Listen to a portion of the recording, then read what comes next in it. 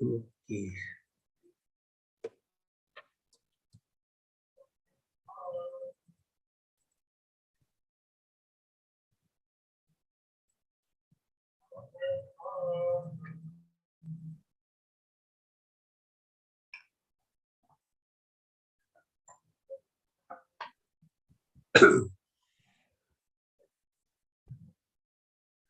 Already 40 participants. Dr. Adanik, should we start now or wait for some moments? We are still waiting for Ibu Dekan to join, Pak. Oh, okay. I have already joined Bu Andani. Oh, okay. Ah, okay. Yes. Okay, and then I have to rename your name first, Ibu. Oh, okay. Yes. Yeah, and that is why I didn't realize that you Yes. already been here.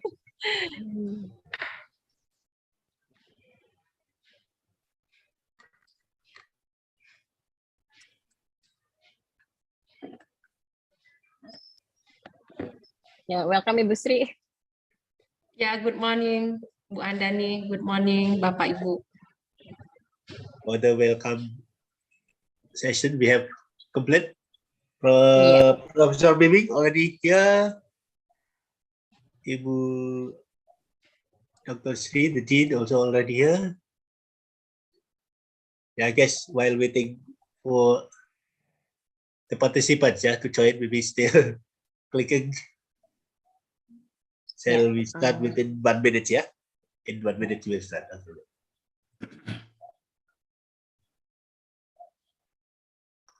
Already 47.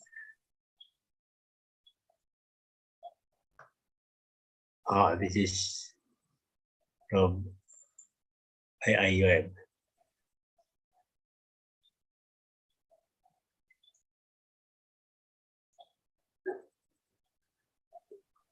All registered about hundreds, One. The registrants so far are around, I think more than 90. Okay. I don't know. Yeah. Hopefully they will join soon. Well, I guess it's been 9:02, So we will start this webinars.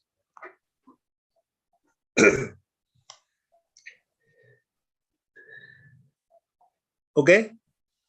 Yeah. Ladies and gentlemen, we will start now this webinar. Good morning. Assalamualaikum warahmatullahi wabarakatuh.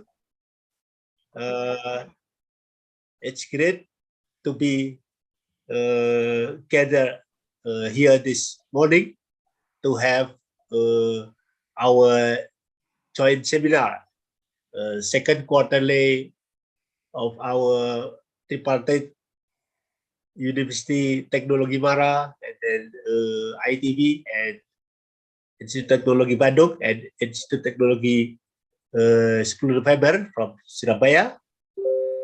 And at this moment, actually, we are also joining the third SAPPK webinar series. That is its third program, and we joined these two events in one topic, PPP and PFI institutional arrangements and constraints, hosted broadly by System of Urban and Regional Infrastructure Research Group within School of Architecture, Planning and Policy Development, Institut Teknologi Bandung, as the host this morning. And you know that PPP is what's called, though it is maybe an old term, but its dynamics and issues are very what's called challenging, and especially in developing countries like Indonesia, and also perhaps Malaysia and other countries in Southeast Asia. PPP to some extent become the alternative for development finance scheme.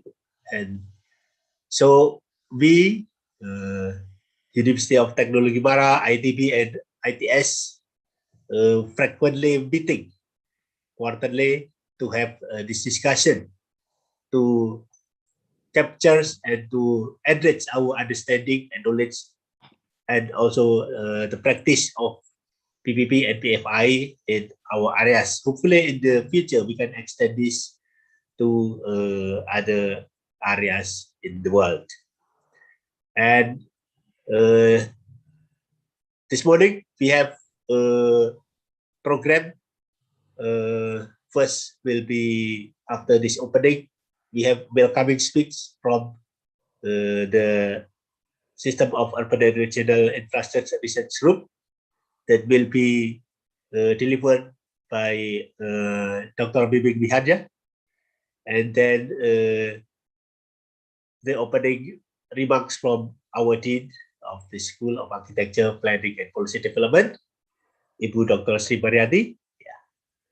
And then after that opening session, we will have the main session of presentation and question and answer. And we have 5 prominent speakers here that have been allocated, as you may see in the slide. So the presentation will be started by Dr. Binsar, and then Dr. Simayati, and then Professor Khairuddin. And then we have break around 5 to 10 minutes. And the next session will be presented by Dr. Nur Saiba Saza Mansur from University Science of Malaysia. And the first 3 is Dr. Binsar from ITB, Dr. Sibayati from ITB, Professor Khairuddin from UTM. And the last presenters will be Dr. Farida Rapawati from ITS. So technically, I think each chair will explain a little bit before the presentation starts. And then we will have a brief closing remark, and hopefully we can end this webinar at 12 o'clock. That's our rundown of program this morning. So now we will request Dr. Bibing Biharja, representing the research group, to deliver your speech. Please, Pak Bibing. Thank you, Professor Pradono. Good morning, everybody. Assalamualaikum warahmatullahi wabarakatuh. Waalaikumsalam. So, on behalf of our head of Urban and Regional Infrastructure System Research Group, I would like to extend my warm welcome to all the participants in today's seminar. Especially, we have here Dr. Sri Mariati, Ibu Dekan of our School of Architecture, Planning and Policy Development, and also we have so many prominent speakers today. We have Pak Binsar, and then Pak Professor Khairuddin from UITM, Ibu Dr. Nur Syamazaza Mansur from USM, and Ibu Dr. Farida Rahmawati from ITS. So warm welcome to all of you. Today's seminars, I think, is very important because the topic of PPP is one of the most explored topic here in Indonesia. And back to my own experience around 10 years ago when I involved in this training for the trainee, from Japan experience in this PPP, there is so many, I think, lesson learned from that experience. Then I have to the conclusion that in Indonesia, we have some constraints, both in cultural level of doing this PPP, as well as in more operational and managerial issues. So today's seminars, it would be a great opportunity for all of us to share knowledge and experience on the basis of these tripartite research collaborations I think we are very happy to be able to learn from Malaysia as well as from our colleague from ITS, because, well, this morning we have heard from Professor Hairudin that in Malaysia they already introduced how to involve, for example, zakat, yeah, in this PPP. It is something probably will be very interesting for us to learn. So everybody, I would like to extend my warm welcome as well as congratulate all of you, and hopefully we will have a fruitful and constructive discussions today. Again, thank you and have a nice seminars. Good morning. Thank you. Yeah. Thanks, Professor Billy, for your welcome representing the research group. Next, we will have Dr. Simayati as the Dean of SAPPK to deliver the welcome as well as opening remarks for this webinar and seminar. Please, Ibu Dean. Thank you, Pak Pradono. Good morning. Assalamualaikum warahmatullahi wabarakatuh.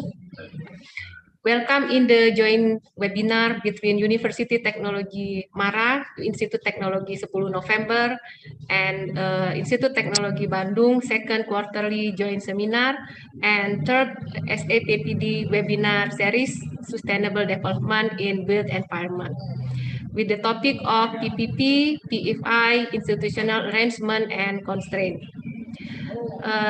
As Pak Pradono has already said that this is joint webinar with the topic of PPP-PFI, institutional arrangement and constraint, and it's arranged by the SAPPD with the webinar series with the theme of sustainable development in built environment.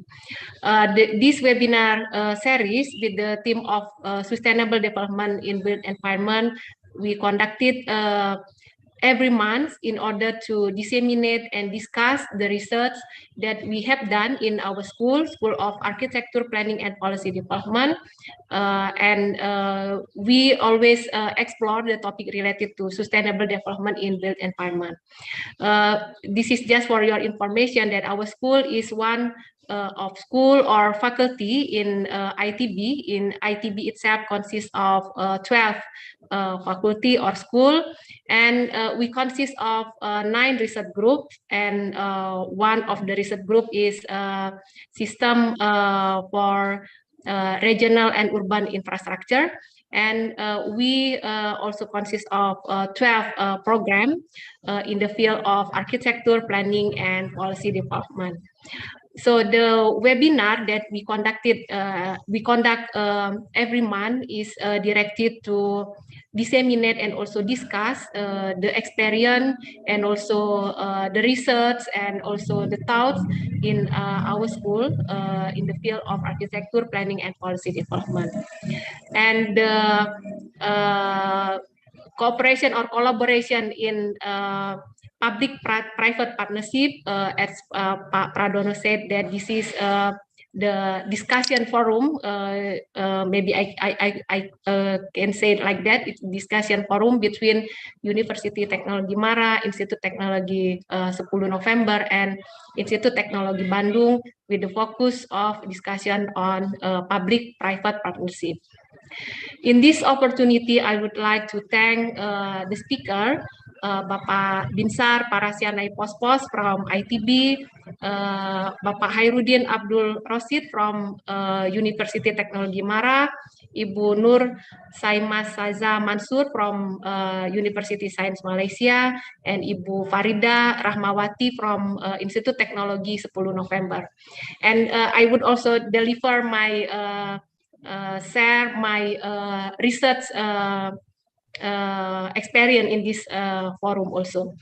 And I would like to thank the moderator, Professor Pradono and Ibu Dr. Igusti Ayu Andani. And of course, I would like to thank the System of Urban and Regional Infrastructure Research Group, Pak Mining as the representative and Pak Heru as the head of the research group. I also see here Bu Nini, Bu Fika, Pak Ibeng, Bu Ulfa, who has organized this joint webinar. I hope that the collaboration between ITB, UITM, and also ITS in this forum will continue in the future and give more benefit for us in the topic of public-private partnership. I believe that our webinar today will give new knowledge and also experience in the public-private partnership and also private financial initiative in the not only I think in infrastructure provision but also in housing and more or broader context of public-private partnership. With the end of my speech, I open this joint webinar and we will hear from the speaker of this webinar, and I hope that this webinar will give a benefit for us. Thank you very much. Okay. Thanks, Professor Srimariati, for give welcome remarks as well as opening of this webinar as the Dean of School of Architecture, Planning and Policy Development. Now we would like to enter our main session with the presentation and discussion that already have mentioned by the Dean. We have 5 speakers, and for this session, I will share the chairmanship of this webinar to Dr. Andani. So until break session, the chair will be handled by Dr. Andani. Please, Dr. Andani. Yeah, thank you, Professor Pradono. Good morning, everyone. My name is Igusti Ayu Andani, or in short, Andani. I'm a lecturer and researcher from System of Urban and Regional Infrastructure Research Group. For today's webinar, as Pak Pradono mentioned before, I will moderate the first 3 sessions. So before we begin, allow me to remind you that each speaker would have 20 minutes of presentation and 10 minutes of questions and answer session. Therefore, if you have a question, please type it directly on the Zoom chat. All right, so the first speaker, we have Dr. Binsar Naipospos from Bandung Institute of Technology. Research interest of Dr. Binsar is related to not only urban regional planning, but also infrastructure and transportation planning, specifically on infrastructure financing.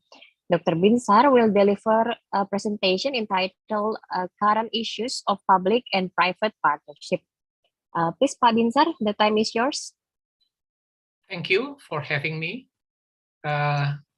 If I may share my presentation.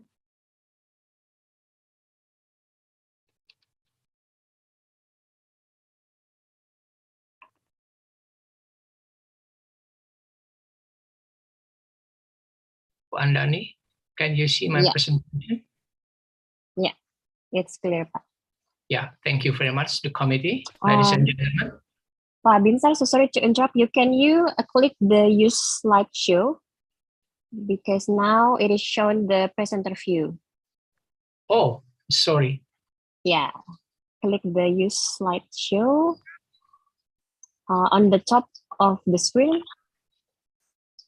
Yeah, that's it. Yeah, okay. Okay, thank you. On this occasion, I will talk about current issues of PPP in Indonesia. We start with what the bottleneck of the infrastructure stock for Indonesian government. we just fulfill just only 1/3 of the investment stock for infrastructure in Indonesia. Why in this case we don't have other choice? We must find alternative scheme. One of the alternative scheme is PPP. Yeah, PPP. As a matter of fact, to make PPP to be success, we already have a 5 scheme.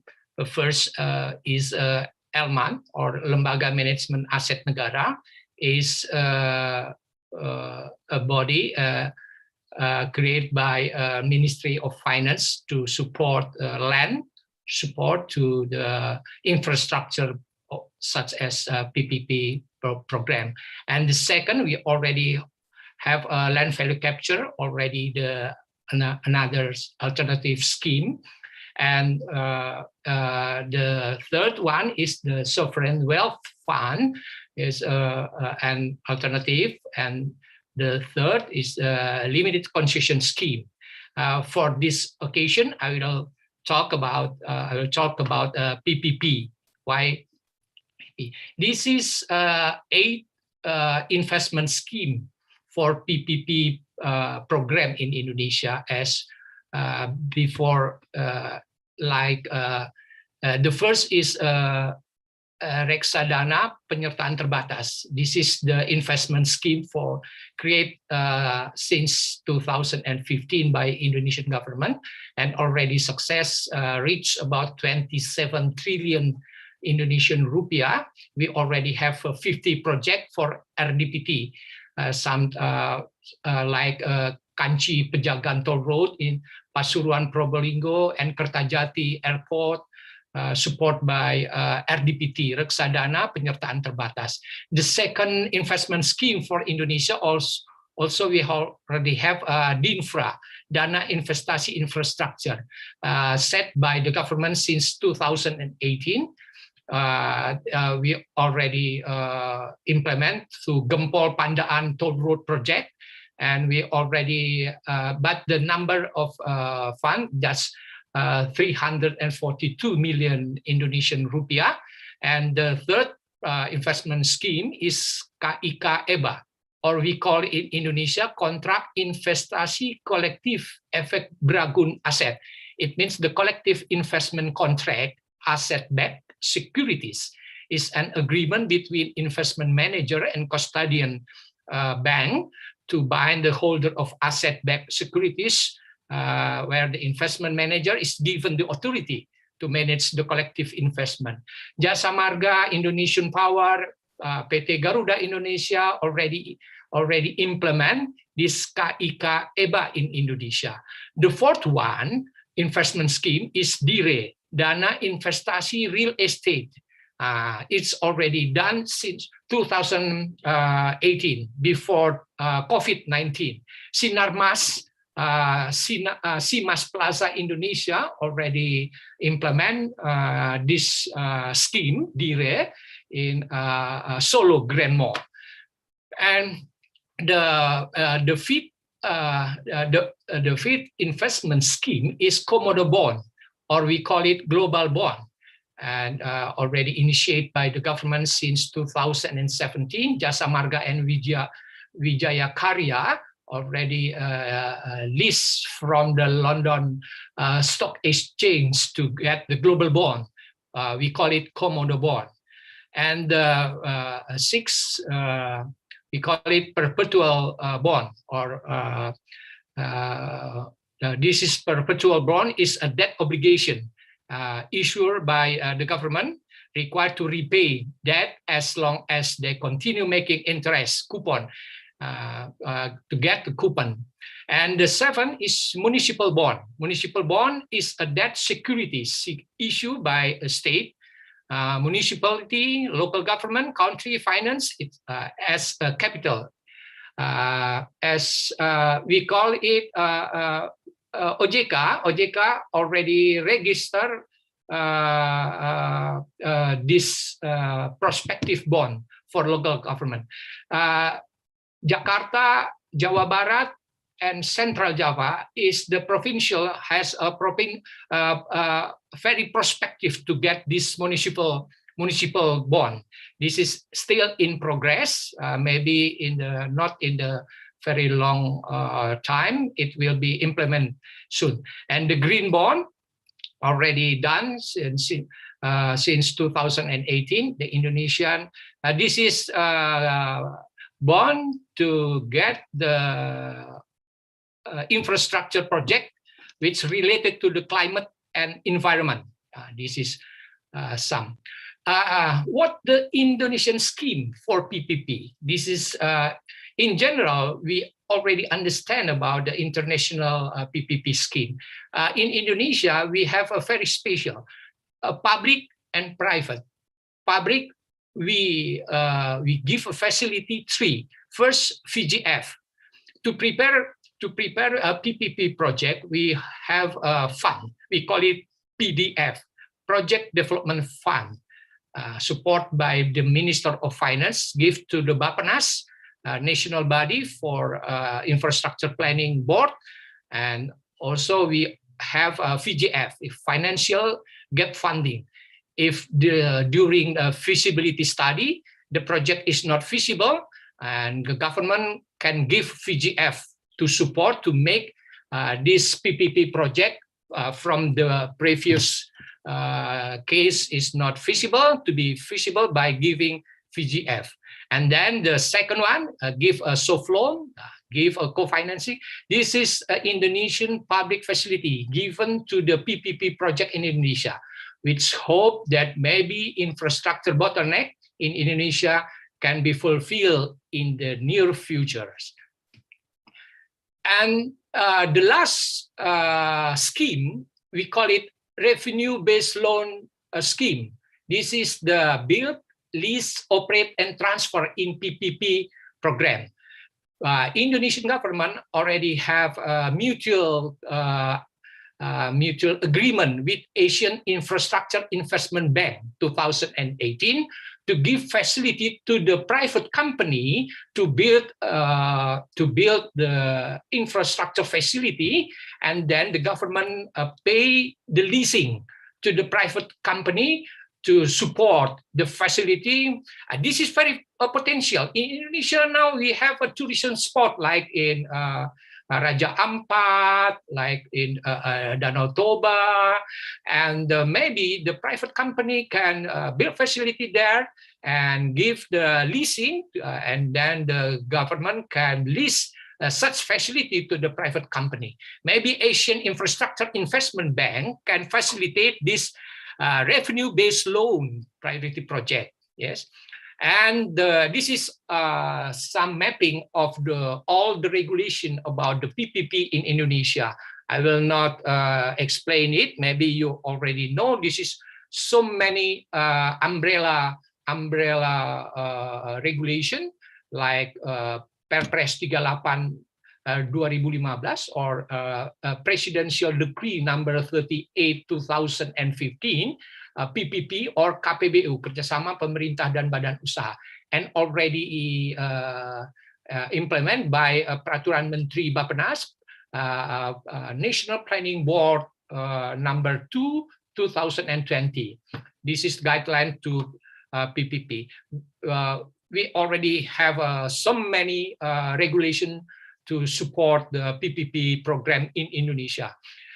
Just in Indonesia, government and private, as I mentioned before, we already have a viability gap funding. We already have Indonesian Guaranteed Fund, or in Indonesia we call it PTPII, Penjamin Infrastruktur Indonesia, or IIGF, Indonesia Infrastructure Guaranteed Fund, to support the PPP project. We already have a banking, we call it SME, Sarana Multi Infrastructure. This is the infrastructure banking to PPP project, and we already have IIF, or Indonesia Infrastructure Fund. Yeah, and already we have so many regulation. For instance, we already have Minister of Finance regulation number 115 PMK 06 2020, about 2 years ago, regulation how to activate the private public facility to be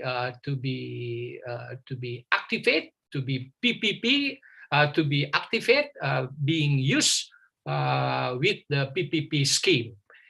This is very interesting for international investment who want to invest to Indonesian facility. What the benefit of PPP for investors? Yes, because as we know, PPP project is high leverage, risk spreading, combination of partnership from the very small to very big company enterprise to be combined.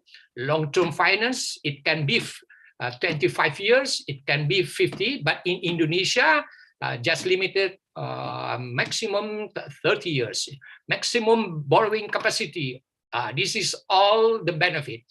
This is a very interesting. Commonly, the PPP project in Indonesia is monumental, the big project. In this case, I propose, why don't we start PPP project from the very small scale? Indonesia have 514 kabupaten and kota. 514 kabupaten and kota.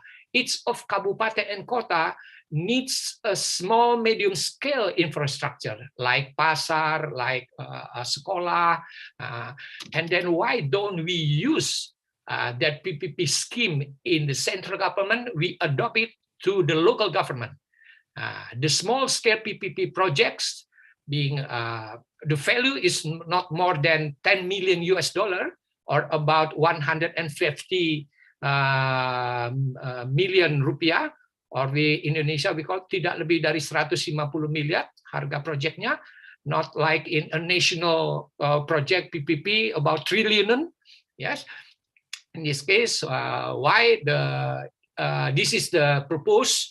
Why don't we start to distribute the infrastructure for community by small scale PPP project, and the mechanism can be adjusted by peraturan daerah.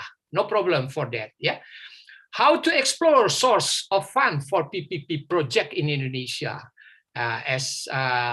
This is to mention that we talking about PPP, we are talking about equity. Talking about equity, how to build the facility to the public. For that, we need borrowing money. There is a debt, but there is a grant. It means this is should be combined. Facility giving by the government, giving by international body. Why don't we combine equity, debt, and grant as the potential market to the success of PPP project in Indonesia? This is the advantages and disadvantages of the PPP project. Yeah, I don't want to elaborate. In this occasion, I'd like to give you highlight the 5 issues of the PPP project. The first issues about the debt issues. Yeah, as we know, 70 to 90% of the fund to the PPP projects come from the debt, from the banking. Yeah, talking about the PPP project, because this is the big project, yeah, trillion Indonesian rupiah. It means that 70 to 90% fund comes from the debt. Why in this case, the issues of debts, talking about how the commercial loan, how the bridge the finance to bridging the long-term finance to be partly bridged by yearly loan finance. And then the bonds, talking about the issue about it. In this case, in the previous presentation, I already give. We already have a dire. We already have penyertaan dana terbatas. We already have a sukuk. We already have. This is the problem, like dana haji, for instance. We are still preparation. Why don't we use dana haji to be some of that to be implemented? Sukuk already we already prepare to be facilitate, yeah, subordinate loan already, yeah. The second issues is institutional issues in PPP project. Talking about institution, so many institutions taking part in PPP project. But the crucial one is the financial institution. Yeah, talking about financial institution, we talk about equity investment. Talking about commercial bank, financial institution, yeah, investor institution, capital market, international financial institution. This is the big issues for a financial institution in PPP project. But if we are talking about the operation and maintenance, maybe talking about institution will be the bigger than these 5 issues. Yeah, talking about PPP project, for instance, in airport, there's more than 200 company. 200 company talking about cleaning service, talking about security, talking about flight safety, yeah. And the third one, the issues of business, yeah, talking about issues of business in PP project in Indonesia, talking about business. Binsar, 3 minutes left. Sorry to interrupt. Okay. Yeah, good. Thank you. Talking about return of investment and the debt service coverage ratio, net present value. This is the third issues. The fourth issues talking about agreement. So many agreement between private and public obligation, tenure, ownership of land, specific allocation of risk, construction, and the fifth issues is operation. Yeah, so many issues. Yeah, change in service, technological obsolescence, amendment, monitoring, contingency, dispute resolution. This is 5 big issues in PPP in Indonesia. What the solution? The solution, we have to create the formal institution to dispute resolution in PPP. We don't arbitrate international institution. Yeah, we have to prepare the champion, full dedicated champion, because we have a 514 kabupaten. We should prioritizing, yeah, the small scale PPP project in whole kabupaten kota in Indonesia.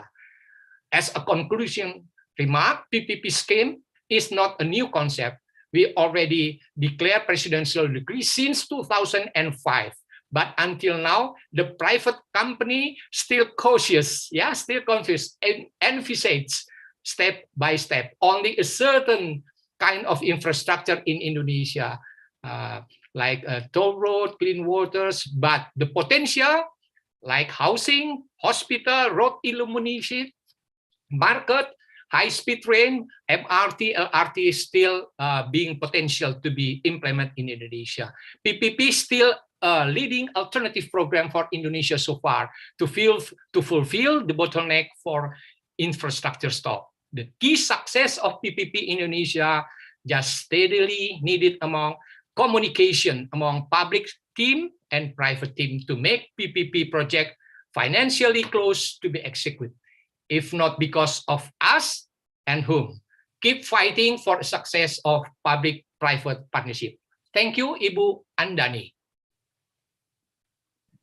Thank you so much, Pak Binsar. Pak Binsar already provided us with the latest issue of public and private financing. I mentioned there are 5 main issues which are related to debt, institution, and then business agreement and also operation. And Pak Binsar also mentioned the latest development of various alternative market investment scheme. There are 8 bonds, and perhaps there will be many more developed later. Thank you, Pak Binsar. Very insightful. It was a pleasure to listen to your presentation. Now we already have one questions to Pak Binsar here from Dr. Fadil Muhammad from University Teknologi Mara. Dr. Fadil, do you mind to ask the question directly to Dr. Binsar? Good morning, Dr. Fadil. Are you there? Okay, if not, then allow me to read your questions.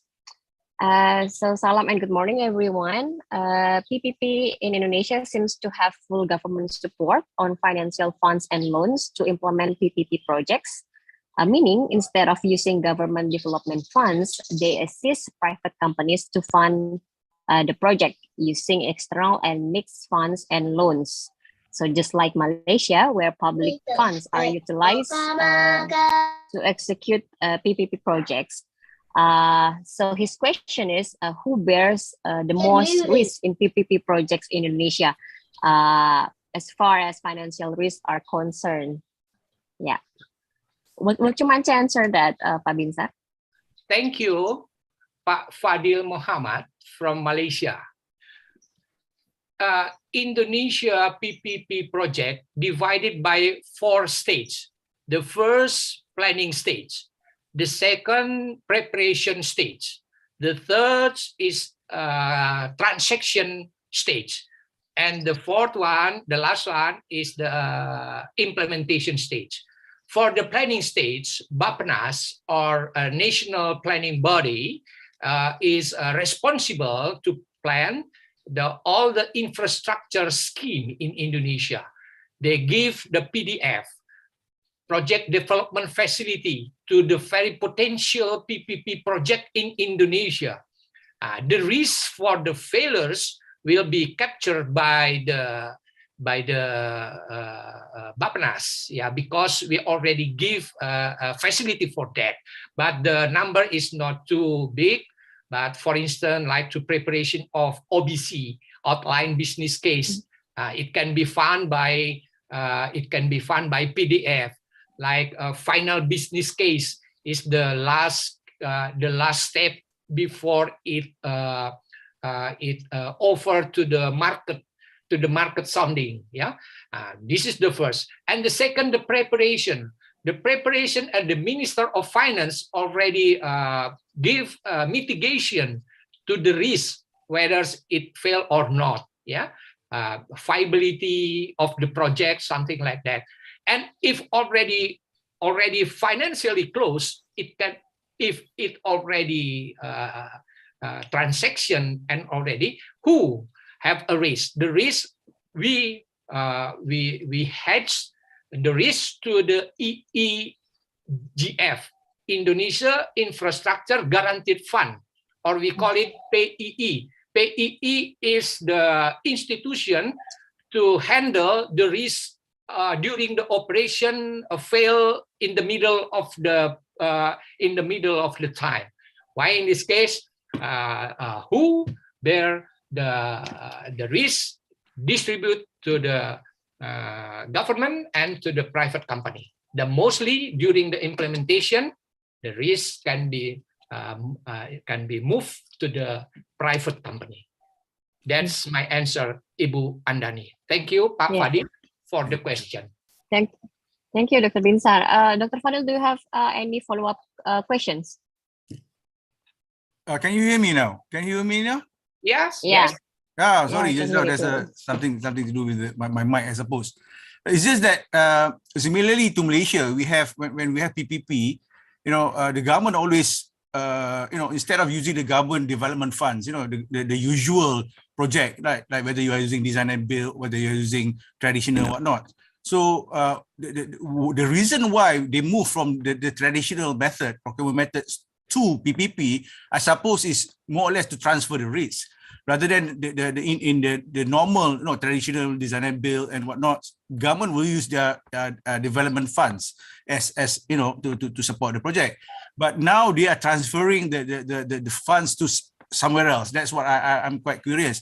That as you mentioned, now I can understand that instead of the government wholly responsible for the taking all the risks as far as PPP, because the funds in the case of PPP normally they would be transferred to or rather divided between the government and the private sectors. But in your case, it seems that it is one-sided. It's always the government who's taking the risk. That's the reason why I asked you the question, to ensure that is there any difference between, you know, having a development funds, the government is utilizing their development funds, then using this PPP with other sort of sections or other source of funds to assist the private sector. At the end of the day, you know, if you talk about whether they're using the development funds or they're using the whatever funds that you mentioned just now, the contractor will be, you know, it will be the same. The risk to them is just the same, okay, on the project itself, okay. But again, what really I'd like to further off later on, maybe, you know, is what happened during the concession period. That's another thing. You know, when you talk about PPP, you have the concession period, you know, all the long concession period and all those things, and then what happened during that time. But I'll leave it as it is now. Thank you, Dr. Binsar. Thank you very much. Thank you, Pak Fadil. Thank you, Mr. Fadil. Yeah, thank you, Dr. Fadil. The next questions is coming from Bapak Rempu. Would you like to ask the question directly in the forum? Yeah, please, Pak Rempu.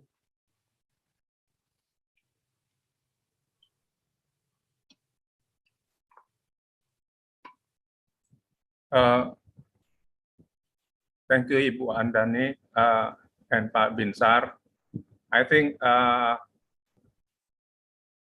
it's better if you just answer my written question in the chats, because I think it's clear.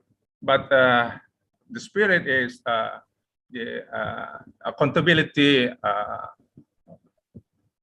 to calculate if there is any externalities in the PPP scheme financing in a program on infrastructure, because you know, there is, if any such program got failed or has negative externalities, then it could be an occur in not popular if it's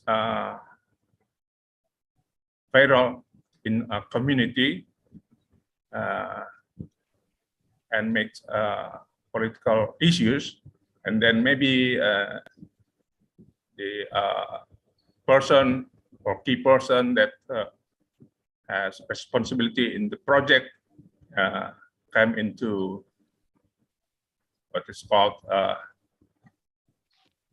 jail because of its wrong decision.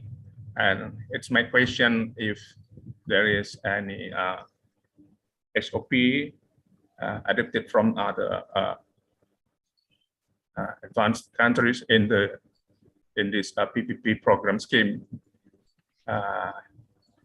used in Indonesia or Malaysia in doing so, and it makes better for the program maker in their job. That's my question. Thank you, Anaya. Thank you, Pak Rempu. Yeah, thank you, Pak Rempu. I will answer. Pak Rempu, before PPP contract financially closed, signed by government and private company, usually it already make a long discussion between the three parties. The first is the government itself. It means the ministry which take in charge of such infrastructure, the government. The second is the banking. Banking should account the externality of the project. If someday in the middle of the operation, it failed, the banking will not give a loan if there is not clear externalities, not account by the banking consultant. And the second one is the insurance and guaranteed fund. It means that PII or Indonesia Infrastructure Guaranteed Fund will not make improvement to the PPP project as long as they don't make it clear that externalities of the project will account by the IIGF or PTPII. Why in this case, the three party, government, insurance, guaranteed, and then banking, each already have their study about externalities about this project. Why in this case, Pak Rempu, if the PPP contract already agree and signed, it will be clear by banking, it already clear by insurance, by guaranteed fund, it already clear by the community, it already clear by the government. Yeah, thank you, Pak Rempu. Is there any more questions, Pak Rempu? Do you have any follow-up questions? Is it clear? I'll still mute, Pak Rempu. For time being, that's all, Ibu Andani. Thank you. Thank you, Pak Binsar. All right, thank you. So based on those two questions, I may conclude that the most important thing, one of the most important thing is risk assessment, isn't it, Pak Binsar? That risk assessment should be conducted rigorously in order to have a successful PPP project. And of course, like Pak Binsar mentioned before, that a clear a guarantee should be provided in the project. I think our time is up now for the first session, for the first speaker, for Pak Binsar. Thank you, Pak Binsar, for the very interesting discussion. Yeah. We have to move to the next speaker. For the second speaker, we have Dr. Sri Mariati, our Dean. Her research is mainly focused on infrastructure planning, especially related to water management and other basic infrastructure. She has certified planner from Indonesian Association of Urban and Regional Planners, and she also involved in various government works related to infrastructure planning and management. Ibu Sri will deliver a presentation entitled Infrastructure Provision in Residential Areas, Implication for PPP Policy. Please, Ibu Sri, the time is yours. Yeah, thank you, Bu Andani. Yes. Yeah. Okay. Good morning again to all of our colleagues in Indonesia, in Malaysia, and other countries. Yes, as Bu Andani said, I would like to deliver our research result, and we give the title of Infrastructure Provision in Residential Area, Implication for PPP Policy. So this is based on our research funded by School of Architecture, Planning and Policy Development, what we call as P3MI, Penelitian dan Pengabdian Masyarakat serta Inovasi, School of Architecture, Planning and Policy Development in 2019. And the title is Infrastructure Provision in Formal Housing. So maybe in this presentation, we limited our presentation just in residential area provided by developer, or we call as formal housing. And we also have make a publication based on this research. Maybe you can also search in the internet. The title of the paper is Developer Behavior in Local Infrastructure Provision in Indonesia, Implication for Policy. This is published in the Utilities Policy Journal. So this is the outline of my presentation. The first one is introduction, followed by the methods, and then results and discussion, and conclusion and recommendation or implication. So this is the introduction. I think we all know that infrastructure is an essential element of settlement, and also we know that there is a hierarchy of infrastructure. That because of this hierarchy, the infrastructure also contribute to the urban spatial structure, and also the implication of the hierarchy. We know that if there is a problem in one part, it will give also impact on other part of infrastructure.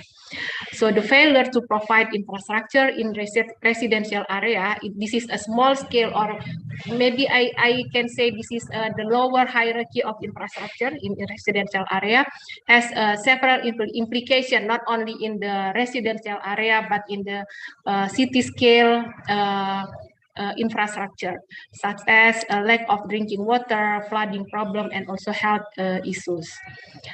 If we look at the condition of infrastructure provision in developing countries, including Indonesia, we know that this is have not fulfilled the expected condition. Based on the Global Competitiveness Report in 2019, we know that Indonesia is, this is in the case of Indonesia, but I think this is also happened in other developing countries or global south countries, that in Indonesia this is ranked in 72 out of 141 countries in terms of infrastructure development. And why this is happened? The problem is related to government funding. Maybe Pak Binsar also explained about this issue, financial from government. And in the case of Indonesia, there is a 43% gap funding for infrastructure provision that need the other source of funding, not only from government, and one of the source is from private sector. Yes, I hear the small discussion before this webinar between Pak Pradono, Professor Hairudin, and also Pak Miming, that the majority of PPP mainly focus on the high hierarchy or macro scale infrastructure, or the city-wide scale infrastructure, whereas the private participation in the provision of local scale infrastructure in residential area is the responsibility of the residential project developer. It means that still there is no regulation or PPP scheme for this local scale or small scale infrastructure in residential area. So, but the characteristic of private contribution in infrastructure provision in residential area is different from the PPP concept that we already know, as Pak Binsar explained. So this is a private obligation for the granting of permission for land and housing development. So this is not the core business of the private sector. It means in this case is the developer. So how to provide good quality of infrastructure in residential area is just side business. So this is not main business of developer, because this is only an obligation for the granting of permission for land and housing development. Pak Binsar has mentioned about the presidential regulation 38 year 2015 about the PPP in Indonesia. So in this also in this regulation there is a arrangement for infrastructure, but macro scale infrastructure, and also for housing. But based on this regulation, the PPP concept for housing, it's only regulated for low income group,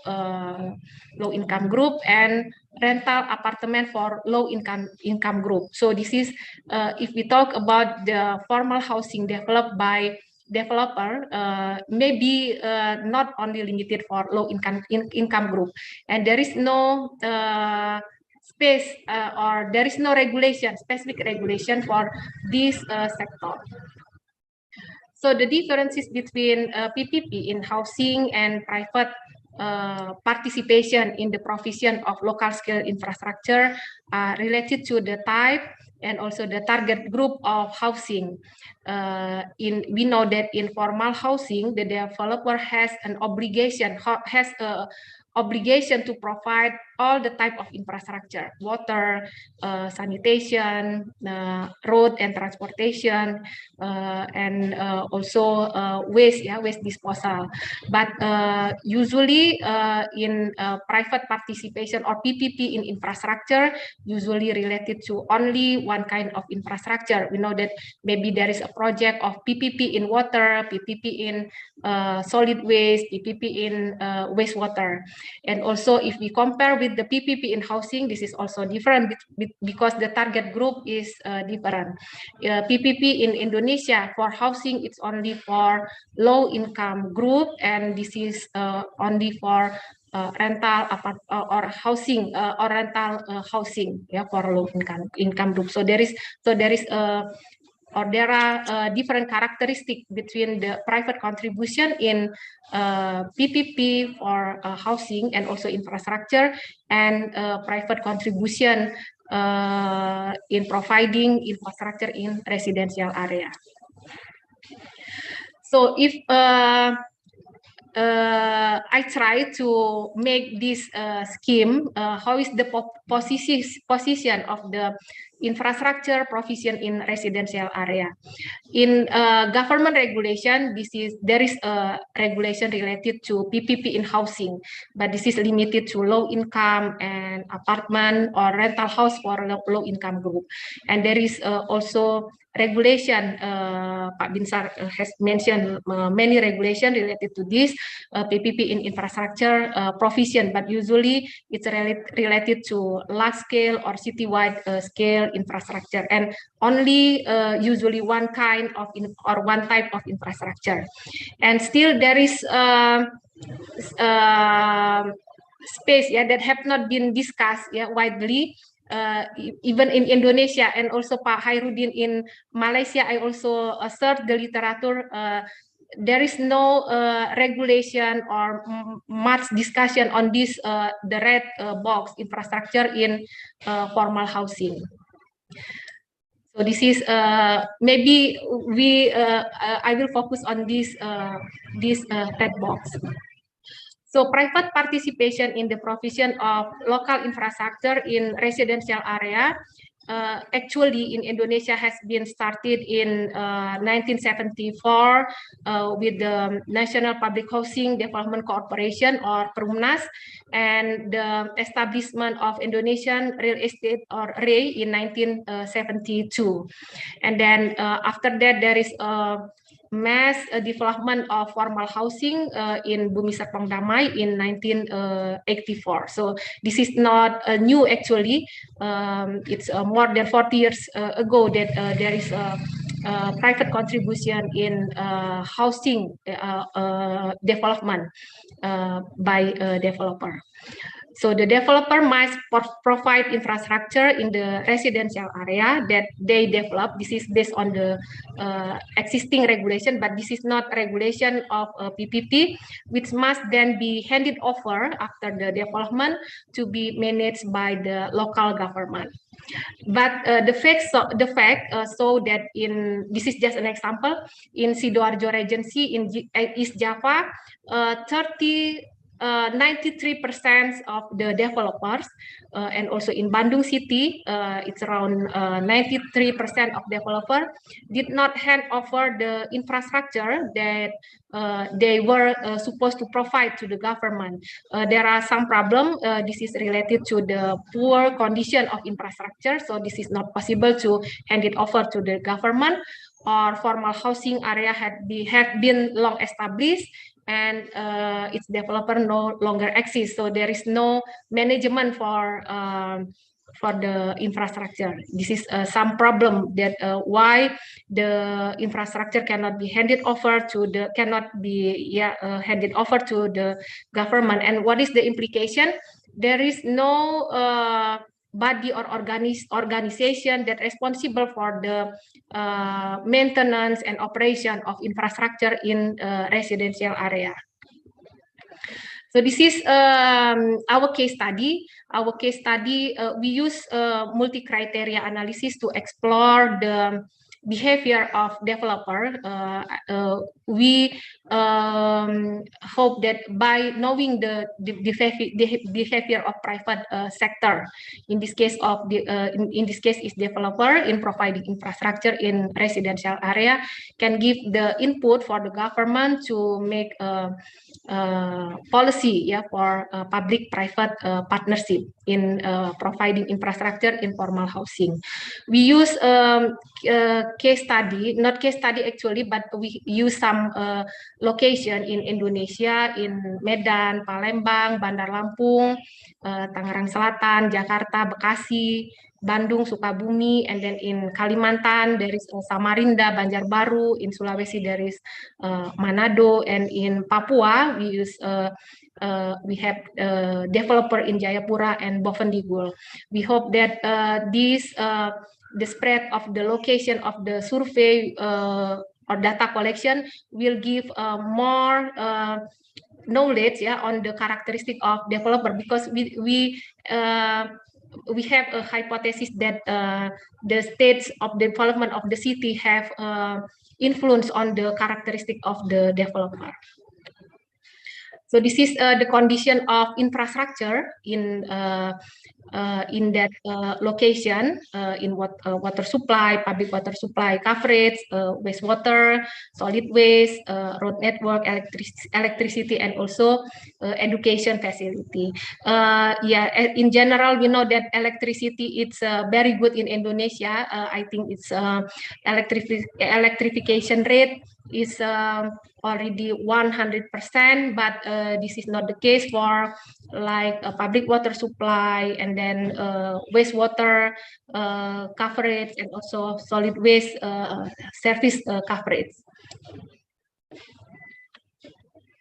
Yes, we try to identify what is the factor that influence the behavior of developer based on the previous literature, and then we come to this factor, and we develop this based on three factor: developer attitude and perceived behavioral control by developer, subjective norm of developer, and government incentive.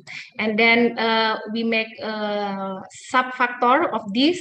For developer attitude, we have reputation and image, and then housing attractiveness, financial profit, and then for factor of perceived behavioral control by developer, we have sub-factor of human resources, land availability, and financial capacity. And then for the factor of subjective norms of developer, we have motivation from housing association, regulation, and penalties. And then for government incentive, we have sub-factor of government facilitation and dissemination of information by the government. And then this is the results of our analysis.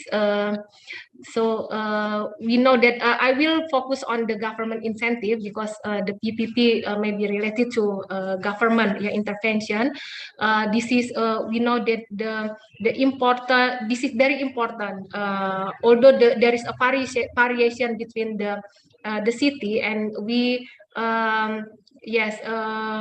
this is maybe because of the different staging of the city. There is a new emerging city, and there is a well-developed city like Jakarta, and maybe not really need the government incentive.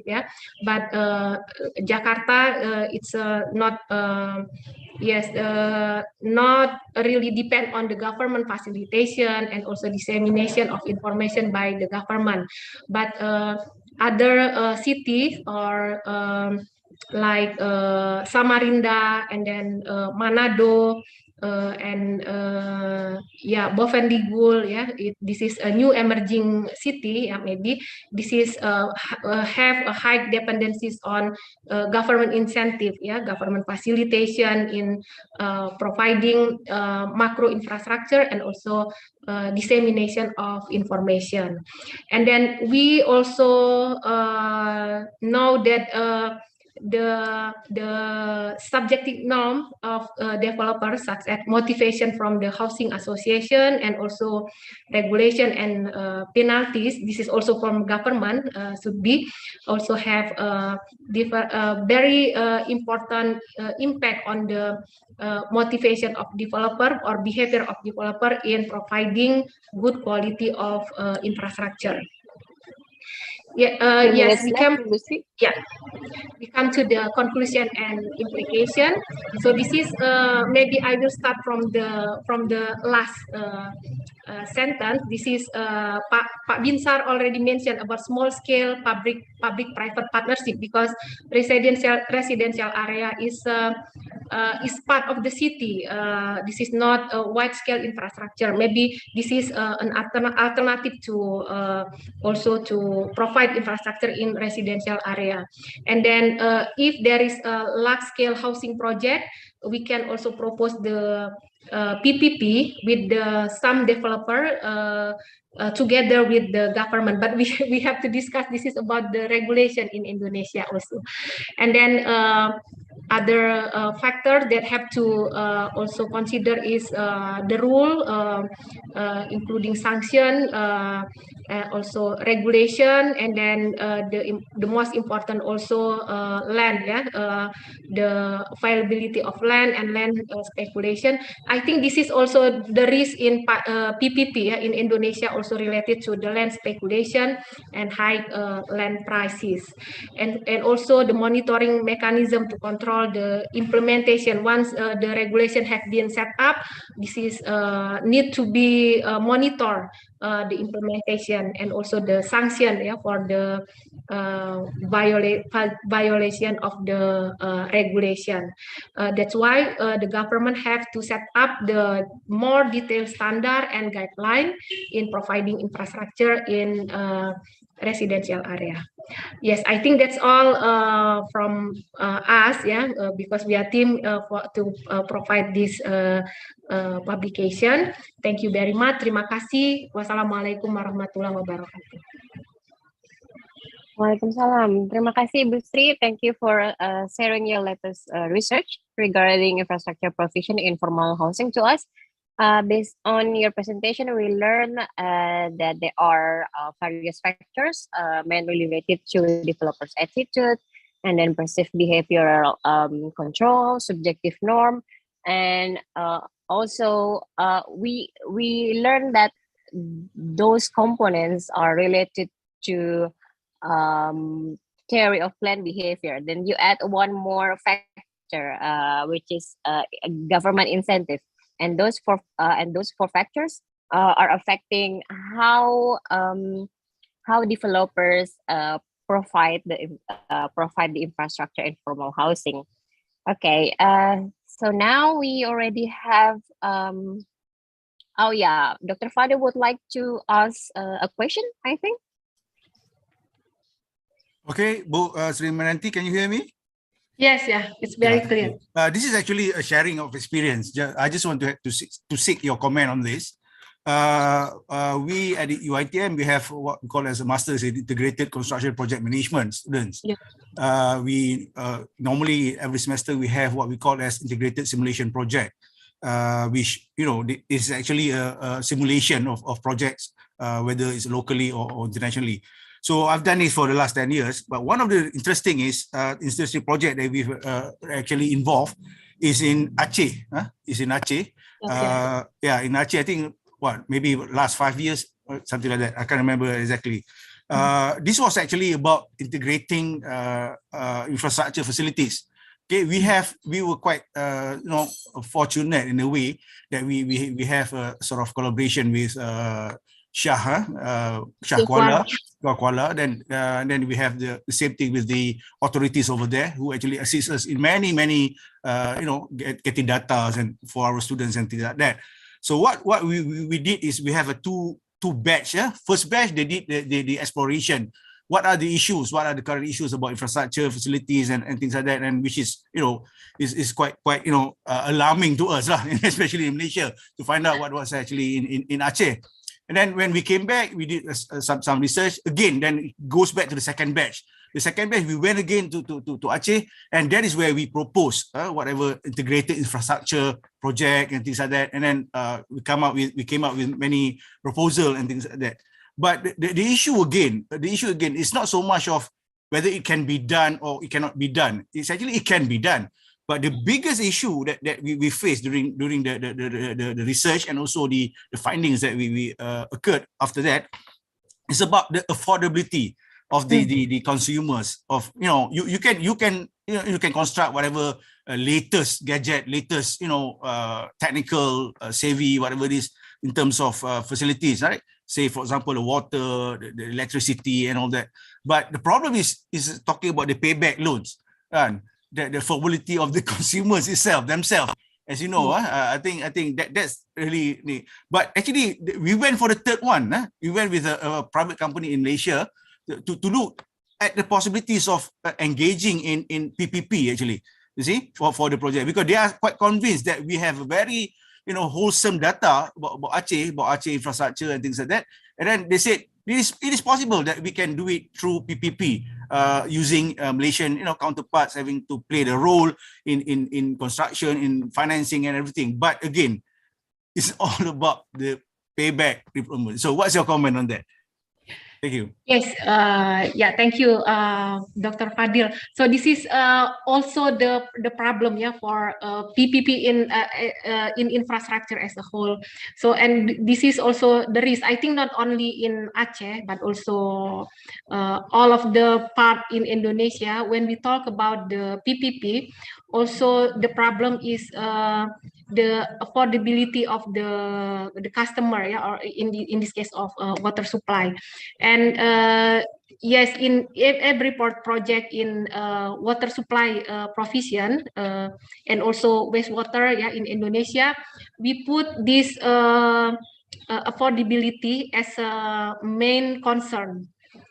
So we also conduct a research. I have involved in some project of PPP in Indonesia, and we have to conduct a research about the affordability and also willingness, because this is not exist, willingness. And yes, and also we found that there is if the public water supply company have served the area with the low cost, usually low cost, because in Indonesia the water tariff is actually below the operational, maintenance, and also investment cost, and that's why they have used to use the very low tariff. And then when we will implement the tariff with of course with the good quality of services, and also the tariff will increase because of that. And there is a problem. I think not only in Aceh, Dr. Fadil, and I think the government and also the consultant that conducted the project of PPP also realized about that. And then to overcome maybe the problem, how to overcome this problem, Pak Binsar has mentioned some alternative for funding, and also the local government itself, usually they give a subsidy to the prospective customer. This is the solution, but this is really an issue. And sometimes besides land, land is also the issue of PPP concept in Indonesia, and affordability and also willingness of the community, it's also a problem. And yes, usually we will focus on the area that not have very good water resource. If we talk about the water supply provision in the scheme of PPP, because if the area is still have a good water resource, this is very difficult to force the citizen to be a customer of PPP project. So usually we also consider the characteristic, the physical characteristic of the area when we would like to propose a PPP project, because this is also have relationship on the success factor on the PPP project. Yes, but for formal housing that I have been presented just now, usually the resident is come from let's say middle to upper income level. So actually there is no problem related to willingness and also affordability, but the problem there is no infrastructure. As I mentioned, that this is not the main core business of the developer. So this is just a side business. This is just an obligation of them in order to get the land or permission to develop a house residential area. So many people in formal housing, they have the ability, very good willingness to pay for the services, but there is no infrastructure. And finally, they collaborate in the community level to provide their infrastructure. That's why in Indonesia, if we make a typology of infrastructure, for example, water supply, there are many typology, not only one type providing by public water supply, but there are many community-based system or decentralized system that developed by the community. So it means that there is in terms of financial ability, there is no problem, but maybe the regulation and also the willingness of the developer to provide infrastructure. That is the problem in the case of formal housing. But in the city level case, maybe this is also an issue, because not only the formal housing, we also found the informal housing that's developed by the resident by themselves, not very regulated housing. So maybe we can make a differentiation between macro level infrastructure and small or local infrastructure. So can I safely say, Ibu, that as far as infrastructure provisions, infrastructure, whatever facilities is concerned, there's no way at the current time that we can actually apply PPP in Indonesia. Can I say that? Yes. If I'm not wrong to get your question, but the situation is like this. The PPP in Indonesia, the regulation is only regulate, or at least now it's regulate the provision of infrastructure in macro scale, in citywide scale. Maybe in order to get the economies of scale of the project, so it will goes down the cost. But the housing, there is also regulation for housing. I think our colleague from ITS also will explain about public housing. But the problem is there is an area where actually the resident have the ability to pay. They already have land, so there is no problem related to the risk of PPP. But the problem is who will provide the infrastructure for them, because this is a small scale area. But for large scale or macro scale infrastructure, it has been regulated by the government, such as wide scale water supply system. And I think, yes, maybe Pak Binsar will also have experience on that. Water supply project, we have many water supply project in the scheme of formal PPP in Indonesia. But still there is a problem of that. Thank you, Bo. Thank you. Yes. Yeah. All right. Thank you, Ibu Sri and Dr. Fadil, for your interesting discussion. I think our time is up and we have to move to the second speaker. Right, everyone. So for the third speaker, we have Professor Hairudin Abdul Rashid from University Technology Mara. He received his PhD from Nottingham Trent University in the UK. His research focuses on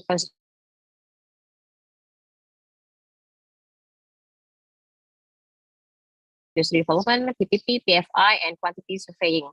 He will deliver a presentation entitled Modalities of of the Malaysian PPP. Please, sir, the time is yours.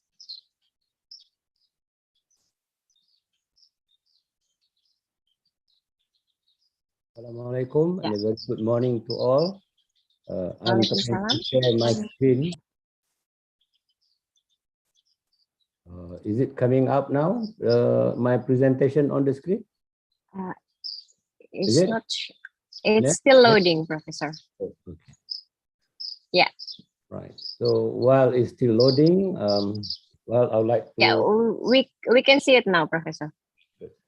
So while it is still loading, or it is already up there, I would like to welcome colleagues and friends to our webinar number 2, in particular to Madam MC, the Dean of SAPPD, and of course my friend Dr. Pradono, Dr. Eko, are you there?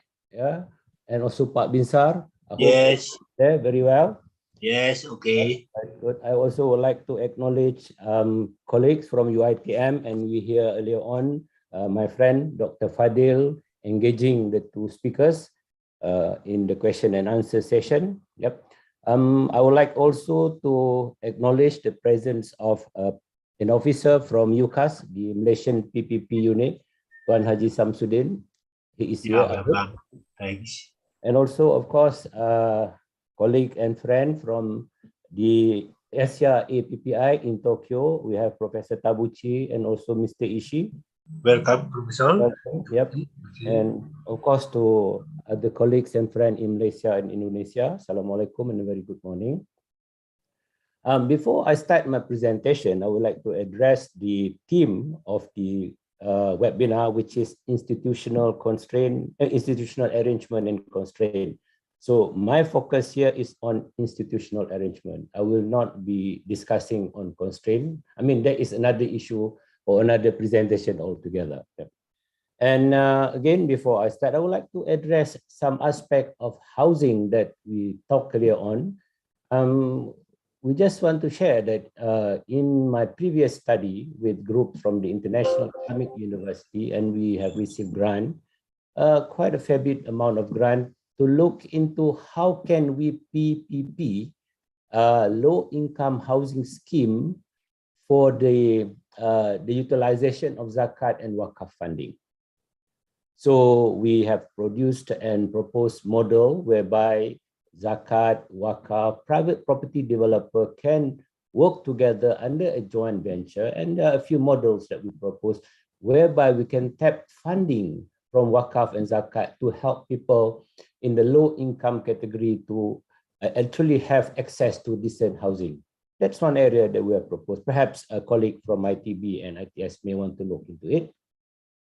And secondly, I also would like to share that in relation to zakat in particular, we have had a study conducted whereby we look into the provision of hadul kifayah. Hadul kifayah means the baseline whereby whether you can be receiving assistance from zakat or you have to pay zakat. So in our focus area is that we look into those who are receiving zakat fund and how can we help them by proposing an index-linked hadul kifayah for shelter. So perhaps that also can be an area that colleagues from ITB and ITS can look into in terms of funding housing for low income category in Indonesia, and perhaps we can extend that to Malaysia. We have proposed our model to the Ministry of Finance about 3-4 years ago. That's just digressing a bit from what I'm supposed to talk today. Right.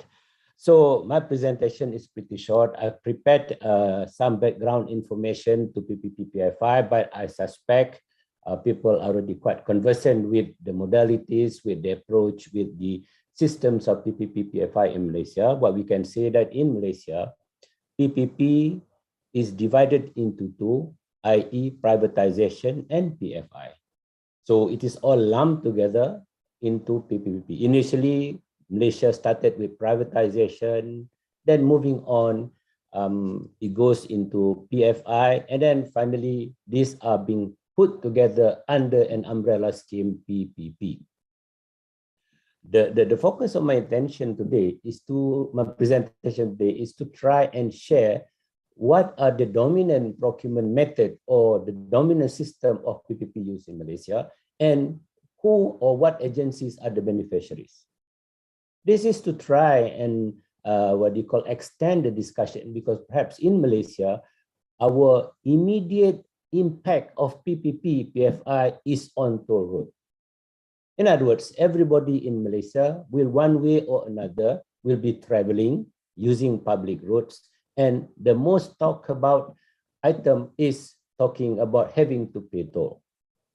And politicians, policymakers are all talking about it in one way or another. So it becomes a hot issue with regards to toll road in the country. And I've got some data here, but that's not, again, my main intention of the presentation, because what I want to say here is that actually, when we look into it in detail, which I share later today, it is not toll road that is the biggest beneficiary of PPP in Malaysia, for now, at least. With the data that is available, I will share and prove that, yes, toll road is one of the most dominant beneficiaries in Malaysia, but it's actually not toll road. We'll look at it. So what I want to share, I jump straight to my key area of presentation, but perhaps you can engage in question and answer later on, is to determine the dominant method of PPP use in Malaysia and what are the sector that is being dominant in terms of the implementation of PPP. And data for the study is available in the public domain, and I got it from the UCAS website. Oh, sorry, should put into presentation mode. Right, so what happened in terms of the modalities of PPP in Malaysia? I looked at 116 projects that are available on the UCAS website. And these are 4 projects. The concession started between 2006 to present. And it involved 15 key implementing agencies. And there are 13 PPP methods being used to implement this 116 project.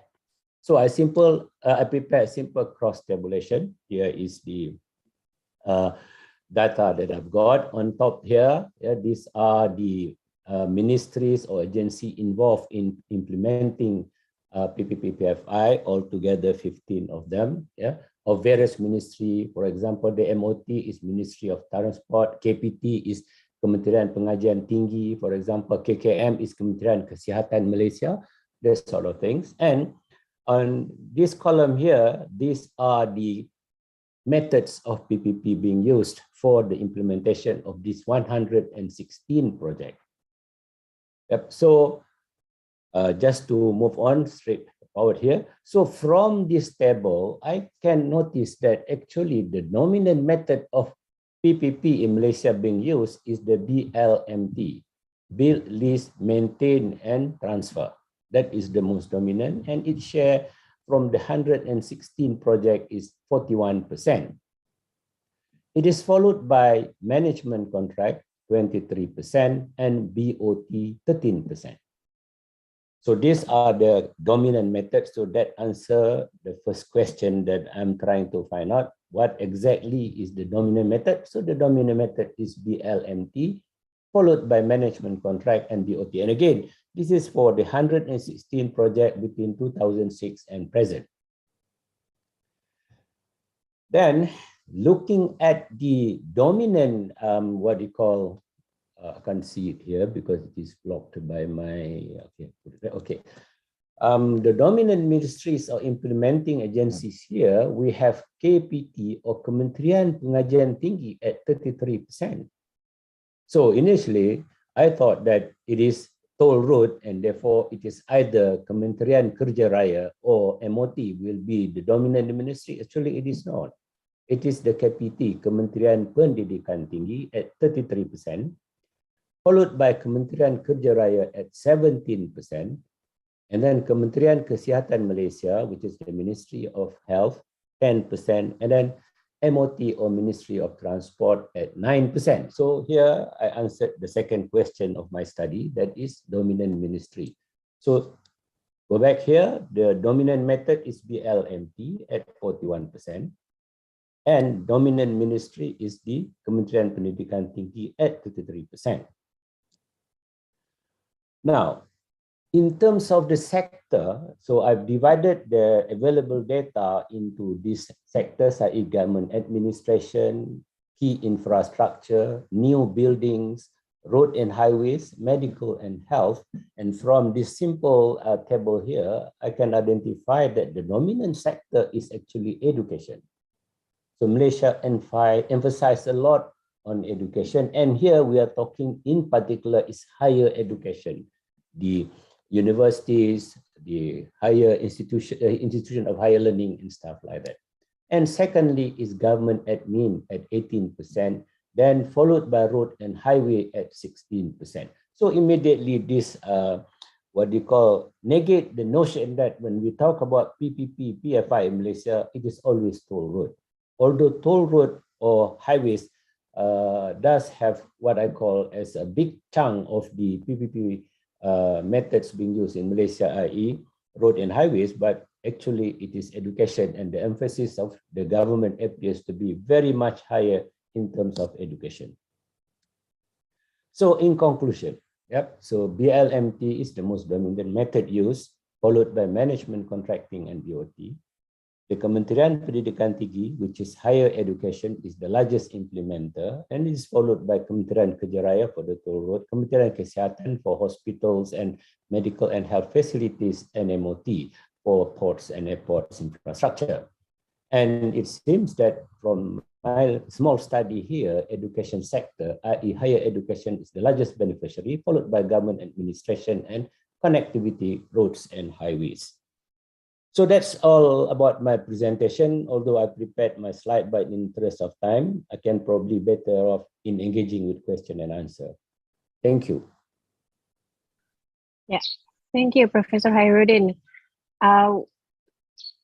Thank you for sharing with us. We learned from your presentation that the dominant sector of PPP project in Malaysia is actually BLMT. So build, lease, maintain, and trade, and then and the dominant sector implemented in PPP is higher education is instead of road and highways. So it's actually in Indonesia maybe we have the same pattern, but we are not sure whether higher education are receive the same share.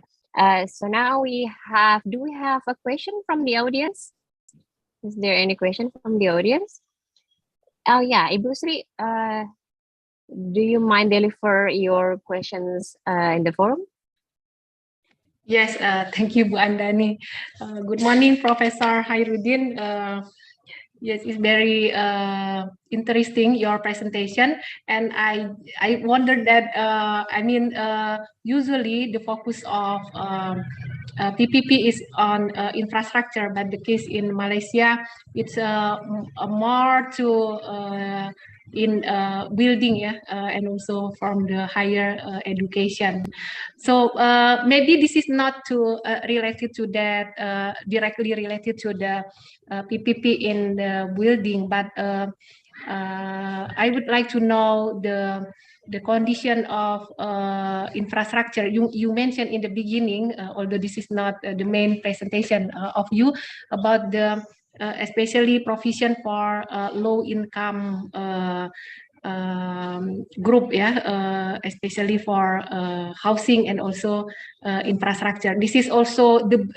Do you mean that the building is also the housing for that such kind of building, or this is the like education, like in university building, or what kind of building? Yeah, thank you, Professor Hairudin. Right, thank you, Madam Dean. In the presentation, buildings there are actually those buildings from the 116 project sample, and those buildings are not housing. They are government-associated facilities, universities, for example, hospital, government buildings, and stuff like that. No, not low-cost housing or not housing at all. And if it's possible, Bu Andani, to continue my question. Sure. Is there any follow-up questions, Bu? Yes. Yeah, Professor Hairudin. So this is not the building for housing, yeah, and what is the reason? I just would like to know whether the housing building it's already well established. I mean, if there is no problem related to that, or yes, or maybe the priority. I mean, what is the reason for that focus on the development of building for non-housing building? Right. So a very simple question in terms of listening to it, but a very difficult one to answer, I must say. Right. Yes, in the sample, the 116 sample, as I said, mostly those are new buildings related to medical, health, government administration, but the biggest chunk are actually for the universities. Yeah, for universities, for higher education. Now, so that answered that bit of the question. Now, talking about housing. First of all, I would like to go back to Dr. Eko and Pak Pradono, because we are not focusing on housing as yet for the PPP. Otherwise, my interest would have been to talk about housing. Anyway, having said that, now in relation to housing, I'm not suggesting at all that in terms of housing, Malaysia is not having an issue. No, not at all, far from it. At the beginning of our session today, before we start the presentation, I did mention to Professor Pradono, for example, from available literature, it suggests that shortage in housing, in particular for the low-income group, at the moment stood at about 1 million units. 1 million units of housing are in short of supply, for example. But then, in relation to housing in Malaysia, largely it is a private issue. In other words, develop, identify land, sort it out, develop housings thereon, and sell it. And that's about it. Okay? And those buyers will then obtain mortgage and pay for the housing. The problem here appears to be for those low income, because it is an issue of affordability, hence the 1 million unit backlog that I've said earlier on. So in relation to that, of course, there are government assistance, in particular public housing, housing for the low income group, but it appears to be insufficient, not at all. In fact, in a recent conference that I presented in Tokyo, but online, of course, we talk about how can we fund for these low income people in terms of housing if they want to live in smart cities.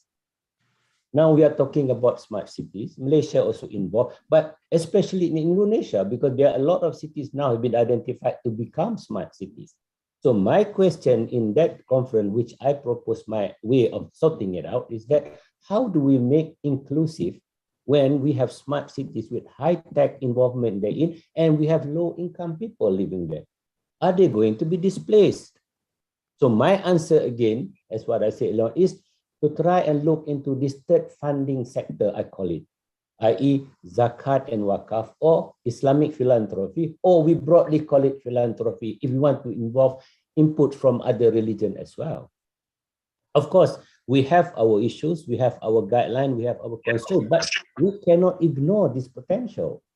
And in our model, when we submitted our proposal to InSpan, Ministry of Finance, Malaysia, for example, we look into several models, but the one that is most viable and accepted appears to be PPP in the mode of joint venture, yeah, whereby public, private entity, i.e. zakat and wakaf authorities, together with private developer, look into how they can share funding as well as asset in terms of land.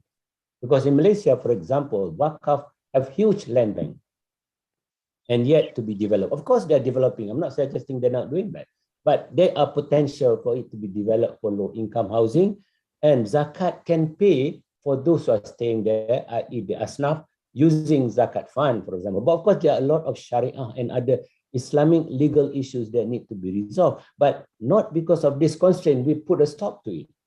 We should look into it. And talking about housing infrastructure in Indonesia, way back, I think it was in 2016 or 2017, I went to Indonesia where we had a conference in Semarang, and I listened to several Indonesian presenters there talking about PPP for small-scale infrastructure in housing and community development, which impressed me very much. We are talking about water supply using PPP for a community. And today, I hope Professor Tabuchi can respond because he is also very active under the APPI in Tokyo, talking about people first PPP. Again, looking into how we can empower the local community through PPP to get infrastructure for them. And in this context, perhaps we can look into it, how we can assist housing in Indonesia and also in Malaysia. In our case, we have already proposed the model to the Malaysian government. So I hope that answers your question. That yes, in terms of in Malaysia, the priority appears to be what the data is showing, that it is new building and higher education seems to be getting the biggest chunk of it. And that reflects the importance of education within the context of the Malaysian government implementation of project. Wallahu a'lam. Yeah. Thank you, Dr. Hairudin. It's very interesting discussion. Yeah. Thank you, Ibu Sri, for your questions. Pak Harun is raising his hand virtually. Do you have any questions or comments, Pak Harun? Sure. Can I speak with bahasa Malay? Oh, please. Cikgu, apa kabar? Sehat? Alhamdulillah. Alhamdulillah. Yeah.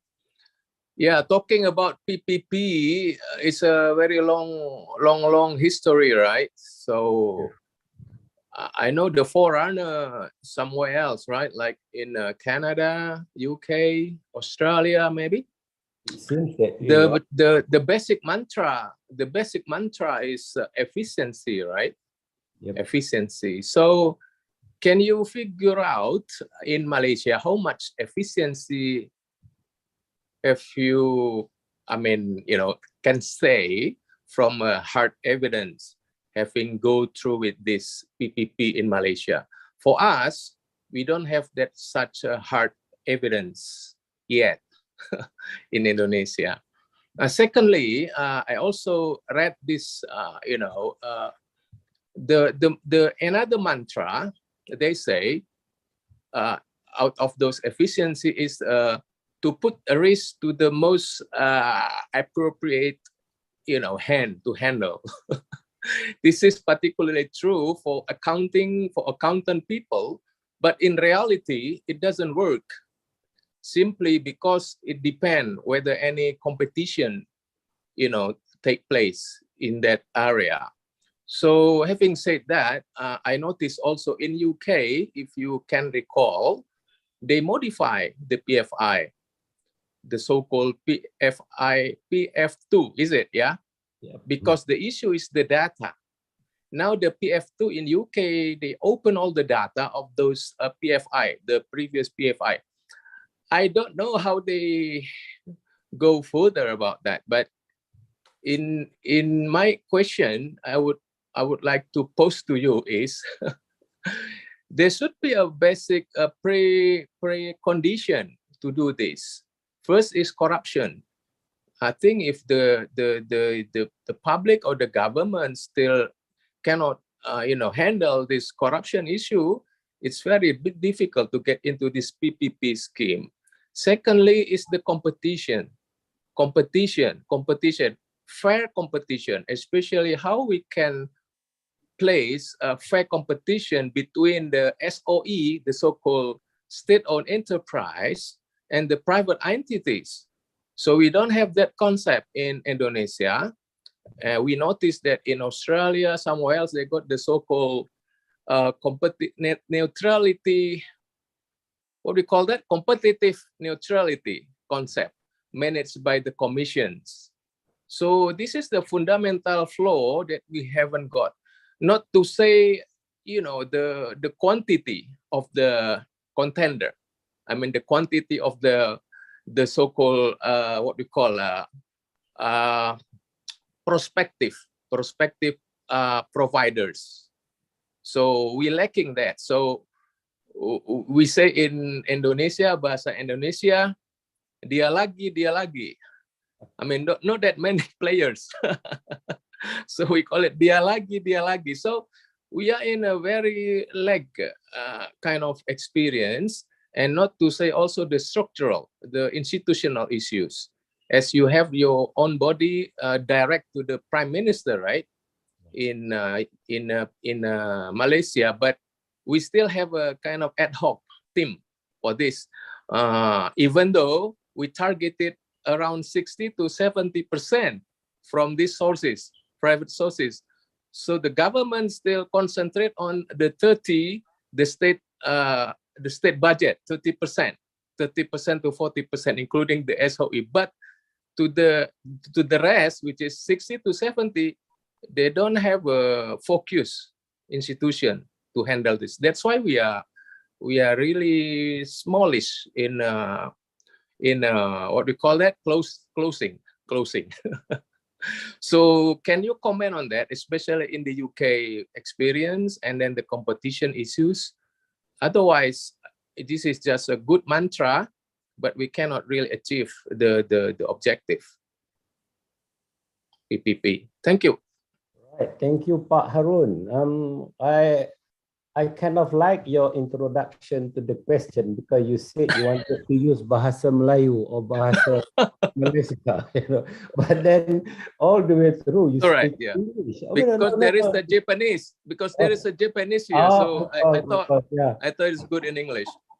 Right, Pak Tabuchi, he is here together with Pak Ishi. Yeah, I think Japanese can also share with us how much efficiency they already achieved having done this.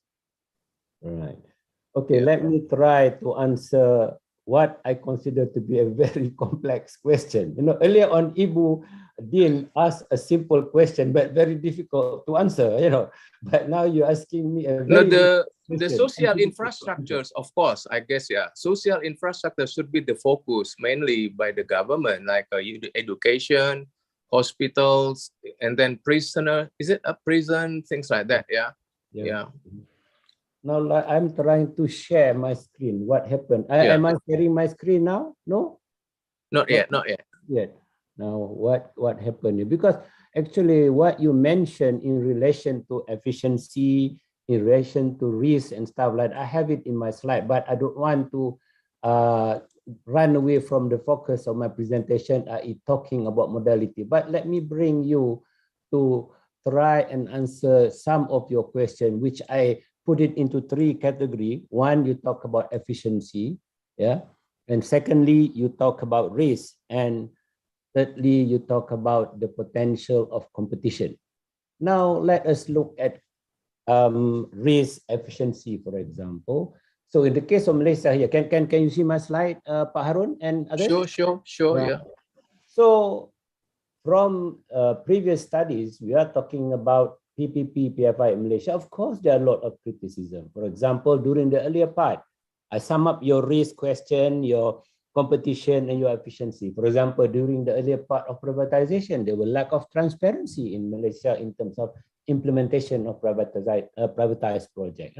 Government having to honor debt liabilities of the privatized entity in the event that the concessionaire is unable to operate the entity. Some projects were led through direct negotiation instead of open tender, for example. These are during the earlier part. But later on, in terms of these open tender issues, they are now being handled by UKAS, Unit Kerjasama Awam Swasta, for example, and whenever there are proposals from the ministries or from private companies, it will then be put through under the request for proposal, and people who are keen, who are interested, can submit their bid, their proposal. So that up to a point, in my opinion, address the issue of transparency and therefore also the issue of competition. Of course, there are monopoly element in the privatized entity, especially during the earlier part, meaning to say that lesser benefit to the consumers. In the land swap, for instance, land value is somewhat underpriced, while the cost of the infrastructure seems to be overpriced. These are some of the critics with regards to you talking about efficiency, risk, and competition. Oops, sorry, keep on pressing this one. And moving on, for example, wait a minute, it's not coming out. Right. Again, interest rate, for example, effective interest rate incurred by the government on the list provided appears to be excessive, and the use of budget borrowing, making the government direct debt looks small as the lease payment commitment are excluded. And again, another efficiency issue is lack of expertise skill within the operator and the facilitating agencies. So Here, I hope I address some of your questions, especially during the earlier part. Are we talking about full efficiency when we do PPP-PFI? So the criticism here suggests they are not. But of course, Malaysia learned from these mistakes. Improvement have been made along the way, and now some of these issues has been addressed. Yeah? And again, in terms of fair competition, for example, having UCAS as the central agency that look into how to deal with the proposal by the ministries as well by private companies and putting them on the website for open competition to request for proposal. That again is an attempt to try and address the issue of competition. Race is a very difficult question to answer in relation to most of our PPP-PFI is still ongoing, and I personally do not have access to data to try and analyze whether it is a fair distribution of risk or otherwise. I can't comment on that until I have data, as you said, hard data, Pak Harun, for me to comment. I hope I answer your question, Pak. Sure, thanks, Pak Harudin. Yeah.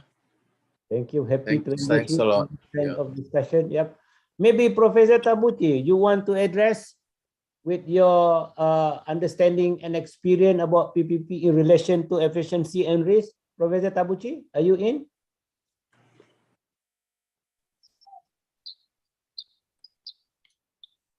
Professor Tabuchi, are you there?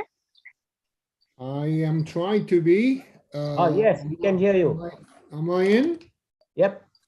Yes, you are in. I wasn't paying too much of attention as I was working on other project on other second computer, but I don't know where to start. Maybe I approach this from what we are trying to do for this year's PPP forum in Japan. In May in Barcelona with United Nations PPP forum in Barcelona, I talked about a different type of PPP to the world PPP experts.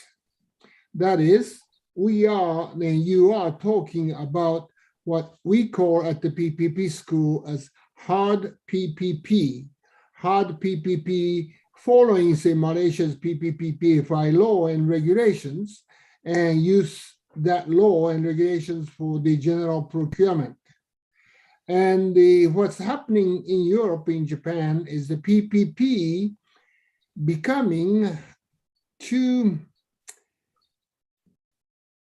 your word is ineffective or too expensive, as private sector concessionaires are making too much profit in PPP project or PFI project due to monopoly or dominance in this field that the PPP, especially in France, concessionaires are making too much money. Therefore, efficiency of the private sector participation is working in negative way.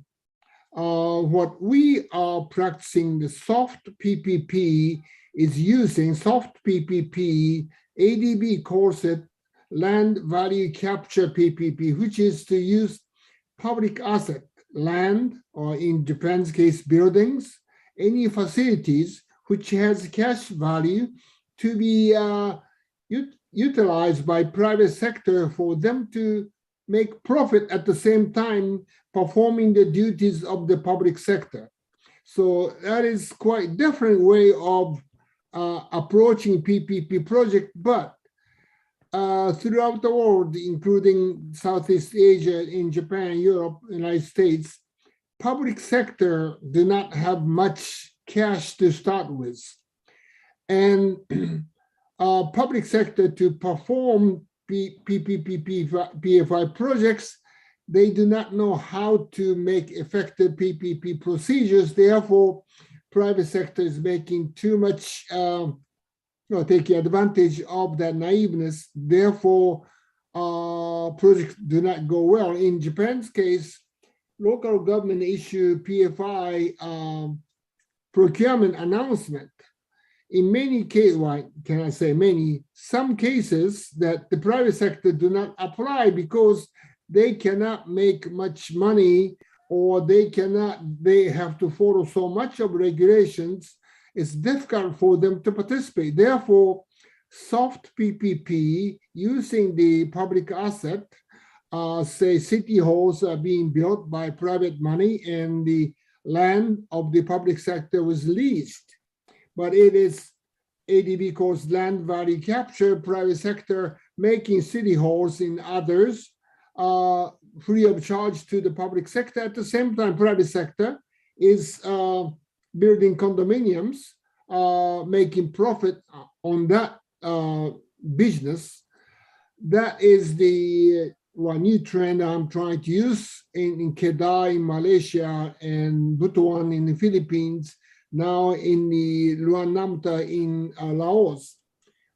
We are focusing regional development using PPP approach. And this is design, build, finance, operate, transfer, all in the private sector. So public sector is just monitoring, allowing private sector to do this. And for the private sector, in order for them to be efficient, to make money, they have to be efficient. Therefore, that approach is taking place in Japan and taking place in the United States and now going to Europe. I may be speaking too much. One more step. For the PPP Forum 4, we are conceptualizing next SDGs as the future of PPP. Current SDGs are failing in many areas, such as Goal 3 of the peace achievement. Putin has destroyed that. Or Goal 13, health. Pandemic proved UN approach is not effective. And we are using this PPP, soft PPP approach to apply for the next SDGs for true future concept of the human living in a society, and including recovery effort in Ukraine. Of course, in Goal 3, peace is destroyed in Ukraine by President Putin. How can we avoid such? Well, I may be getting off the PPP, but at the same time, Ukraine recovery is a big topic for everybody in the world. But even if we use PPP, private sector money, to do the Ukraine recovery, if Putin appears again, our effort will be destroyed. Therefore, we are approaching this for next SDGs to have a different PPP approach. Dr. Kaherud and I may be speaking a little bit different, but I'm bringing more to the reality of the project development in Japan and my approach in the United Nations. Thank you. Thank you, Professor Tabuchi, for your input there. So, Pak Harun, I hope I have addressed some of your question. Of course, your question is a very complex one to answer, and we're talking about PPP-PFI in the UK, for example. Yeah. So there are a lot of inefficiency there in itself. There are a lot of literature, and there are many PPP ventures in the UK has gone bust, for example, and that's probably why they are now moving from PFI to some other modalities. That's right. That's correct. Yeah. So it's not smooth sailing, Pak Harun, not at all.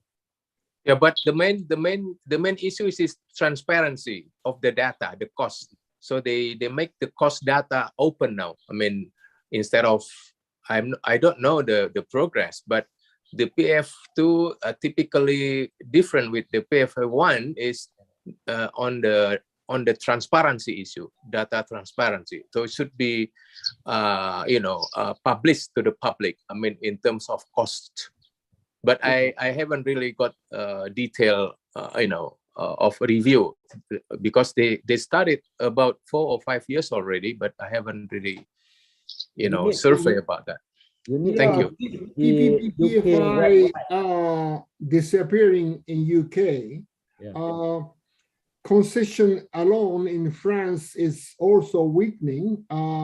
So the next PPP, I'm talking to James Stewart. You may know James Stewart, who is the head of PUK, IUK at the Her Majesty in UK. He was also global head of the KPMG. Now he works with us at United Nations. We are trying to take this global approach. And also I'm talking to Kaherudin about forming Asian group to talk about next PPP for Asia, that when I have some more thought, I may approach you guys in several more months. Right, so there you go. Good idea. But Pak Harun, coming back to your question, yeah. In fact, in the UK, they are no longer talking about PFI2 or PF2. Really? They are already talking even to stop PFI. All right. But I mean, you need to visit the Treasury website of the UK government. Yes. And therein you will see the movement, the studies, and what could be the next generation of PFI, if at all they want to do it. But at the moment, PFI has been heavily criticized in the UK. Yeah. They stopped PF2 and they're looking into other models. But at the end of the day, I look at the discussion paper, we still need to involve the private sector in the delivery of infrastructure because government alone could not afford it. It's impossible. And as we go more into modern civilized society, for example, the demand is going to be up there. And as I said earlier on, we are not talking about smart cities, for example. And my focus on smart city in the conference organized by Kyoto University and area is to look into housing, to make sure that the less fortunate, the low-income people will not be excluded. We're talking about inclusivity. And that's where in my little contribution, I'm proposing philanthropy. In my case, Islamic philanthropy as a potential funding source. Of course, it cannot solve the problem, but it can probably contribute and eliminate this issue of inclusivity and perhaps to enable sustainability. Because Muslim will continue wanting to contribute Islamic philanthropy, for example. Wallahu alam, Pak Harun. Back to you, Ibu MC. Yeah. Thank you, Professor Hairudin, Pak Harun, and Professor Tabuchi. I'm sorry to interrupt your very interesting discussion, but we are running out of time. Therefore, this is the end of our first session. We will now have 5 minutes break, and after the break, our discussion will be continued by 2 more interesting presentations. I hope the other participants who are still having questions, please share your questions in the next session. So we will come back in 5 minutes. So 11. Thank you, and we will see you again in a bit.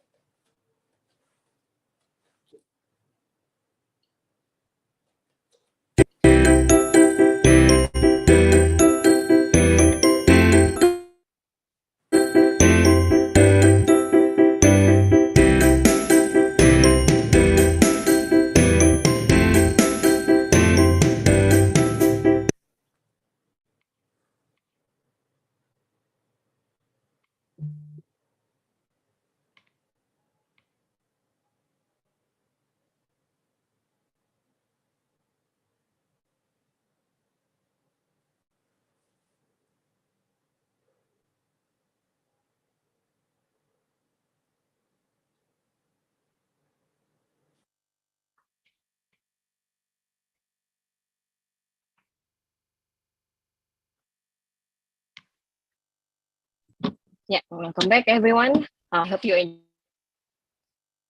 Share the screen.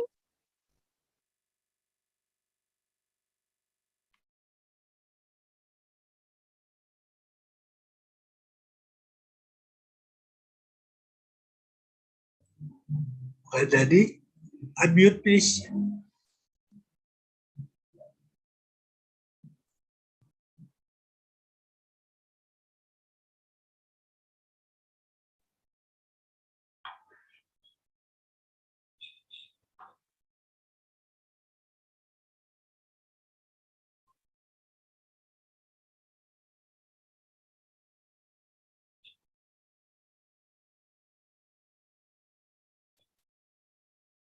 Yeah.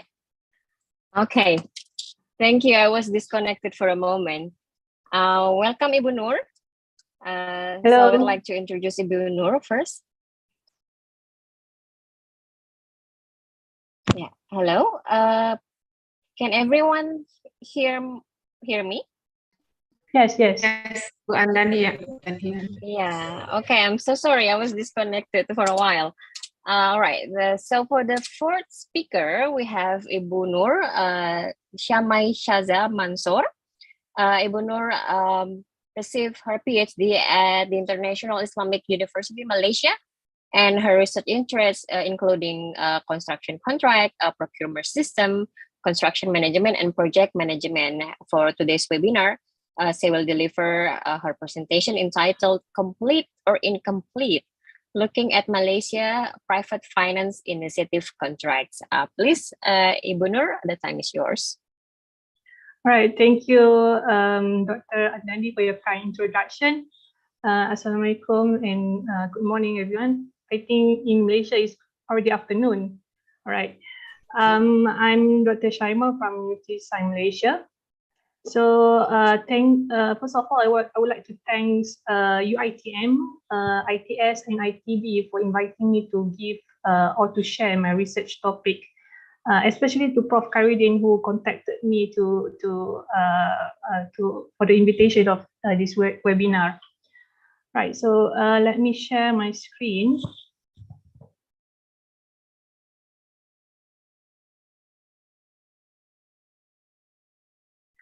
Can you share can you see the slide? Yeah, it's already up there, Ibu Nur. All right, so my research topic is about incomplete contracts, looking at Malaysia's private finance initiative contracts.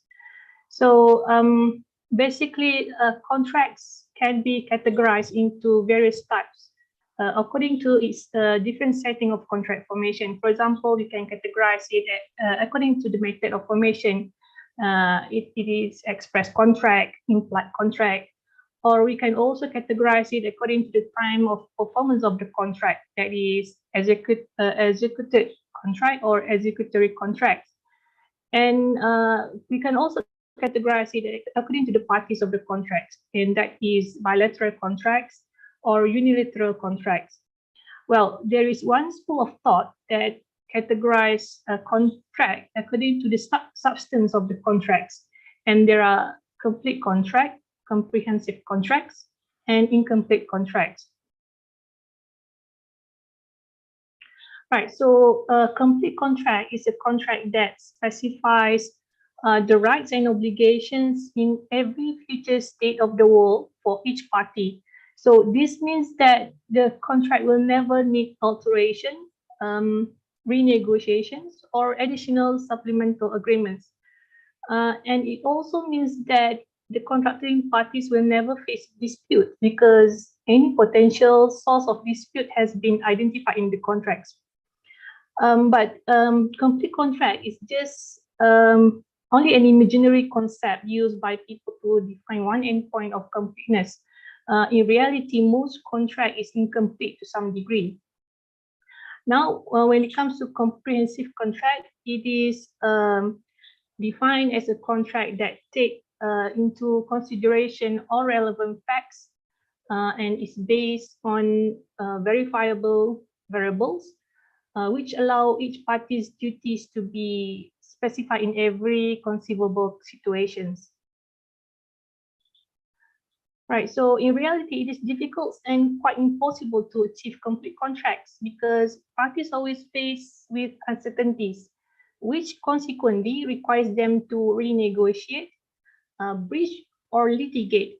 So the potential future contingency might be too numerous or too many to be anticipated. And to address all situations will be extremely complex, and the time and it's also time consuming, so which cause the party to have incomplete contracts. So incomplete contract can be defined as a contract that fails to clearly spell out ex ante the party's requirements, duties, and obligations for every realized contingencies, and it has gaps, missing provisions, and ambiguities in its terms. So although the contract is considered complete and valid when all requirements to contract is met, there are 4 requirements to contracts. There is free consent, competent to contract, lawful consideration and objects, and legality. Even these 4 requirements is met, but the concept of incomplete contract itself concern the substance of the contract, meaning that after the contract has been made, some items are not included in the contract due to a few factors and cause the contract to be incomplete. However, this does not mean that the transaction is incomplete or unsuccessful. The project can be completed, but under the existence of incomplete contracts, the project success may be affected either positively or negatively due to the incompleteness. So there are 4 characteristics of incomplete contract. The first one is gap or loophole. So gap is referring to missing provisions or complete absence of certain specifications in the contracts. It could also refer to the contract that did not specify who has the right to decide or the decision action for certain contingencies. And there are many other situations that also relates to gaps and loopholes. The second characteristic is vague and ambiguous. Vague is referring to the clause or terms used in the contract that is not clear and creates room for different interpretation among the parties. And the third one is additional work and changes. So sometimes certain operation is not included in the original contract or during the course of the contract. So the parties, usually the client or the public sector, wish to add or change certain work. So additional work and changes will cause the parties to amend the contracts. And the last one is renegotiation. So contracts are renegotiated when contractual provision happen to be inadequate to deal with certain contingencies. Right, so what causes incomplete contracts? So incompleteness of contract can be caused by a few factors. So I categorize them into 2 groups. The first one is costs related to project or contracts. And number 2 is causes related to contracting parties. And the one on the screen now is costs related to projects. So the first one is long duration contracts. So as we all know, for long duration contracts usually involve many uncertainties and there are future changes. So it is very difficult to predict all possible contingencies, and to identify all contingencies will be too expensive. And number 2, high risk or high uncertainties. So in a project with high risk or uncertainty, the parties are unable to specify all contingencies ex ante and cause them to have an incomplete contracts. And number 3 is high transaction costs. So transaction costs is referring to costs of the first one is costs to determine all contingencies ex ante. Number 2 is cost of writing them in the contracts. And number 3 is cost of finding and proving the existence of the contingencies. Now the second group is costs related to contracting parties. So the fourth one is bounded rationality. So this is referring to individuals that has limited ability to predict future problem or uncertainty because they are bounded by the information they have and the limitation of their mind, and also the time they have to acquire the informations. And number 5 is asymmetric information. This is the phenomenon where the contracting parties did not possess the same amount of information. So the party with more or better information might act opportunistically in favor of them. So they might want to take advantage of the situation, and this will lead to incomplete contracts. And number 6 is signaling trust. So according to past research, the contracting parties who have trust each other will usually have use a less complete contracts. This usually happen when the parties have contracted before, so the contracts are more likely to be flexible because of their good reputation in the past.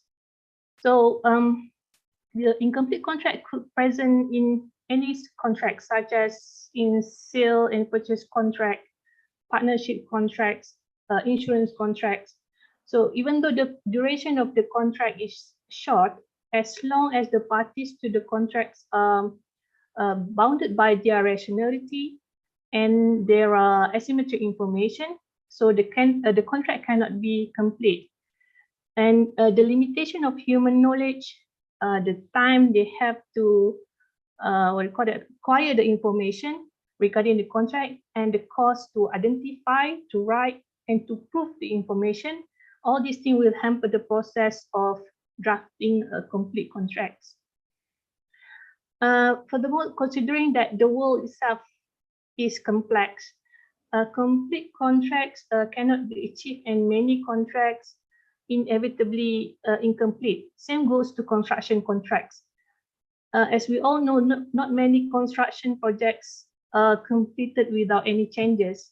So this means that the original contract is incomplete. So the nature of construction work itself is surrounded with uncertainty and risk. For example, economic risk, social risk, environmental risk, and others. So consequently, it will cause the contract to be incomplete. When the contract is incomplete, disputes are inevitable in construction contracts. So is PFI contract complete or incomplete?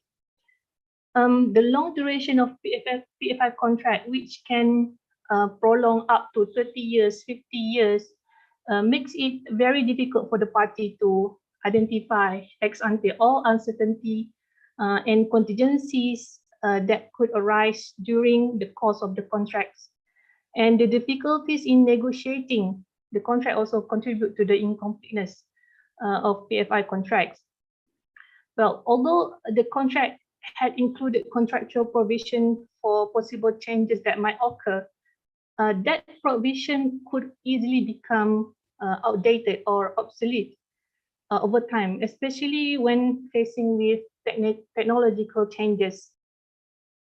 And PFI project is also subject to a wide variety of risks. For example, engineering risks, construction risks, demand risks, and environment risks. So the level of uncertainty and complexity in PFI projects will cause the contract to be highly incomplete. Right, so in my research, I have developed methods to identify the incompleteness in PFI contract, and they are called PFI area rule and IC characteristic rule. So from literature review, a few areas or provisions that are deemed incomplete from past study has been identified. And there are concession charges, design of output specification and sustainable element, service delivery, quality, variation, and contract monitoring. So by using PFI area rule, 8 PFI concession contract in Malaysia were reviewed, and the identification process was done by examining similar clauses in the 8 contracts, and the clause is categorized as incomplete if it matches with any one or any area of IC that has been identified by past studies. So from this method, 6 clauses were identified as incomplete, and there are concession charges, design and construction of the project, asset management services, service levels, additional works, and project monitoring committee.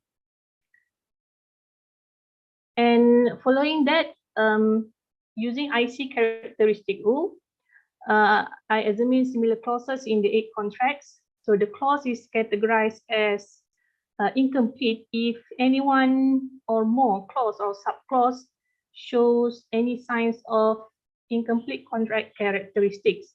So keywords such as review, negotiate, mutually agree, variation, amendment, these are the keywords that I searched in the contract to identify the presence of incomplete contract in the contracts. So besides that, if any one of the contracts specifies certain clauses, but the others did not, so the other contracts is deemed incomplete in the sense that it has a gap because it has missing provisions.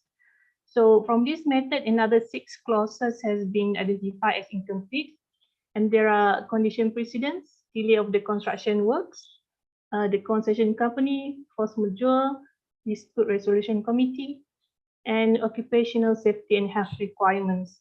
So altogether, there are 12 clauses that has been identified as incomplete in PFI contracts in Malaysia. So as I mentioned earlier, when the contract is incomplete, it could affect the project positively or negatively. So the positive implication of incomplete contract is it provides flexibility to deal with the complexity and uncertainty of the environment. So as we all know, PFI contracts duration are quite long. So the contracting parties cannot identify all possible risks and uncertainty ex ante. So thus, by having an incomplete contract, the parties can renegotiate to provide supplement terms to fill the missing terms, or provide solutions to the variables that they cannot foresee before this. And the renegotiation could give them opportunity to enhance project welfare and project efficiency. And another application is transaction cost for incomplete contract is lower compared to a more complete contracts. So the logic is to have a more complete contract. The parties need to have a lot of resources to identify and verify that the contingencies will happen. And therefore, sometimes the contracting parties purposely left the contract incomplete by leaving out certain contingencies that seem not very significant, so that they can minimize the cost of the transaction. And number 4, incomplete contract signal trust and increase the contracting parties' motivations. So it is believed that when one party design an incomplete contracts, it will give the impression that he trusts the other party and naturally boost their motivations. And number 5 is changes can be cost effective and implemented quickly. So as variation is somewhat inevitable to occur across PFI life cycles, it can be cost effective and implemented quickly if it is properly managed. Now it comes to the negative implications of incomplete contracts. The first one is risk of opportunistic behavior. So the self-interest party will find ways to maximize their profits. For example, by refusing to cooperate or purposely initiate a renegotiation that will benefit them. Number 2, IC could cause conflict and disputes. The situations that cause conflicts and disputes are when there are ambiguities in the contracts, maybe there are variations and additional works. So when the contract provides ambiguous clause, it allows the party to have different interpretation and consequently cause conflicts and disputes. Number 3 is time and cost overruns, which could result from either the process of renegotiation, variations, contract amendments, or dispute resolutions. Number 4 is bidding distortion. So bidding distortion could happen during tender bidding when bidders submit bids that seem attractive, but in reality, it is hard to materialize, just to increase their chances in winning the bids. And number 5, last one is renegotiation could jeopardize value for money. So when renegotiation is conducted, it will usually impose several costs. For example, extra costs, extra manpower, extra time. So in renegotiations, the public party usually has less favorable positions because they are suppressed with political pressure, and the government cannot easily terminate the operator because it will be too costly to tender new operator. And if they appoint a new operator, it will indicate that the government confession of failure. So in conclusion, based on my research, PFI contract in Malaysia is incomplete, and there are 12 clauses that contribute to the incompleteness. And there are positive and negative implications towards the project success. Therefore, it is important for the contracting parties to have a good understanding about the incompleteness and how it affects the project, so that they can design and implement proper and suitable strategies to enhance the positive implication or to minimize or eliminate the negative implications of incomplete contracts. Thank you. Yeah, thank you, Ibu Nur, for your insightful presentation. We have learned that in general, the contract for PFI is still incomplete, although turns out in the incomplete contract have both positive and negative implications. All right. Now we have a questions from Dr. Fadil. Do you have a question for Dr. Nur? Assalamualaikum, Dr. Nur. Can you hear me? Waalaikumsalam. Yes. Right. Just to share some what do you call it, experiences, and then some understanding about the you mentioned about the factors that may subjected to incomplete contract, as you mentioned, but I don't know where this one will fall into that list lah. For example, do you consider that the fluctuation clause that has been excluded from previously it was there, right? Previously it was there in the condition of contract in many, whether it's private or public contract in Malaysia, makes it incomplete contract. Because what I consider what you mentioned just now is when you extract this fluctuation clause from the contract, which it was there previously, you deny the sort of fairness to the contractor, because when the price goes up, of price reduce the market price, I suppose. In the case of steel, for example, right? When the price steel, say we're talking about 1,000 ringgit per ton, and then after certain months it becomes 1,200 per ton. So who's going to pay that extra cost, right? So when I was doing my research in 2004, 2005, that was the first time that they have an issue on steel price escalations, okay, because of the Beijing the bird nest project in China at that time, Beijing Olympics. So the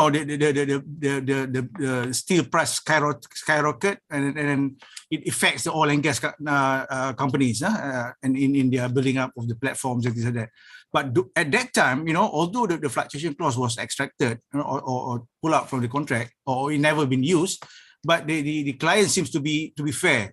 They say, okay, fine, we share the whatever losses, whatever increase that come out of the contract. But it seems now that the clients are very they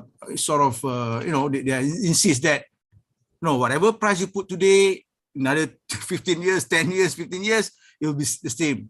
So in your best understanding of the situation, okay, do you think that, you know, it is by extracting this fluctuation clause will deny the contractor of fairness, especially in the contract? Thank you very much.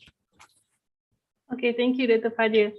I believe what I understand from your questions that you asked about if the party extract out the fluctuation clause from the contract, is that lead to incomplete contracts?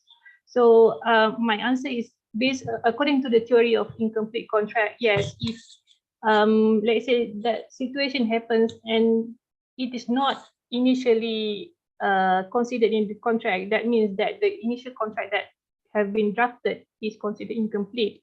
And as I mentioned just now, there will be positive and negative implications. So I'm not sure whether the extraction of the fluctuation rate could lead to positive implication or negative implication, because I have not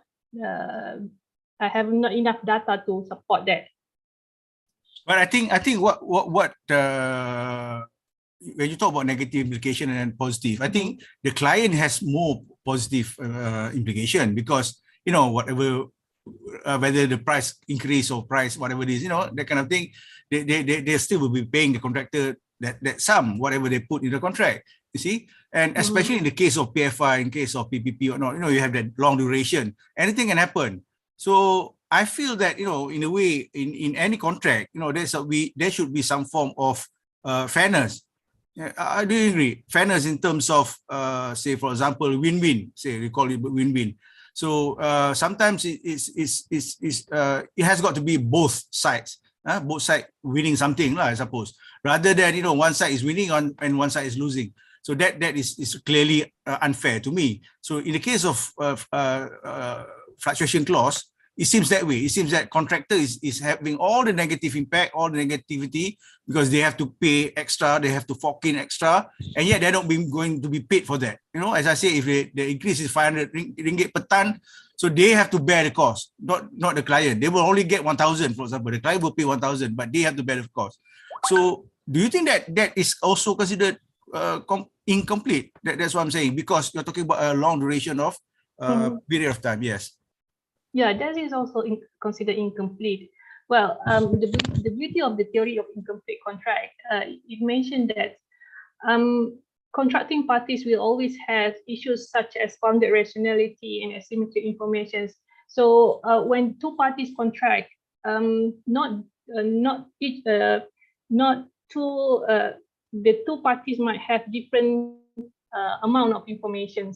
So in reality, yes, we want to support that. They should have fairness between these two parties, but in reality, we could see that one of the party might want to take advantage of the other. So this is what the theory of incomplete contract want to highlight. We have to acknowledge, or we have to understand that incompleteness will always present in any contracts, but the level of incompleteness might be different. So they have to understand about the incompleteness and try to find ways to mitigate the consequences of the implications of the incompleteness itself. I hope that answered your question, Dr. Fadil. Yeah, thank you very much. Anyway, bye. Yeah, thank you, Dr. Fadil. We also have a question from Pak Zaini Dimat Yusuf. Allow me to read the questions in short.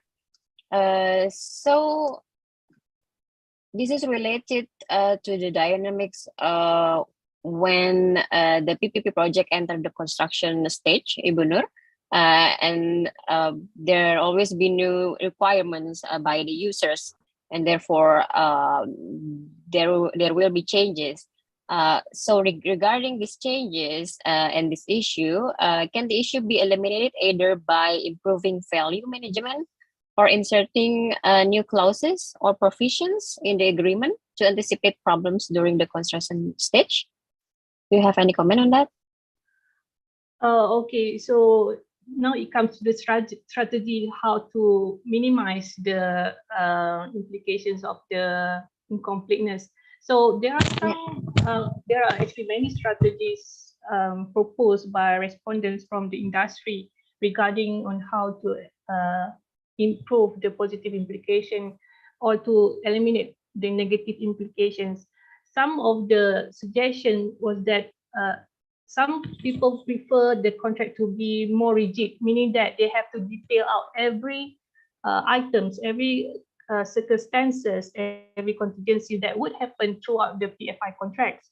And some parties prefer that it to be flexible, because PFI contract is a long duration contracts.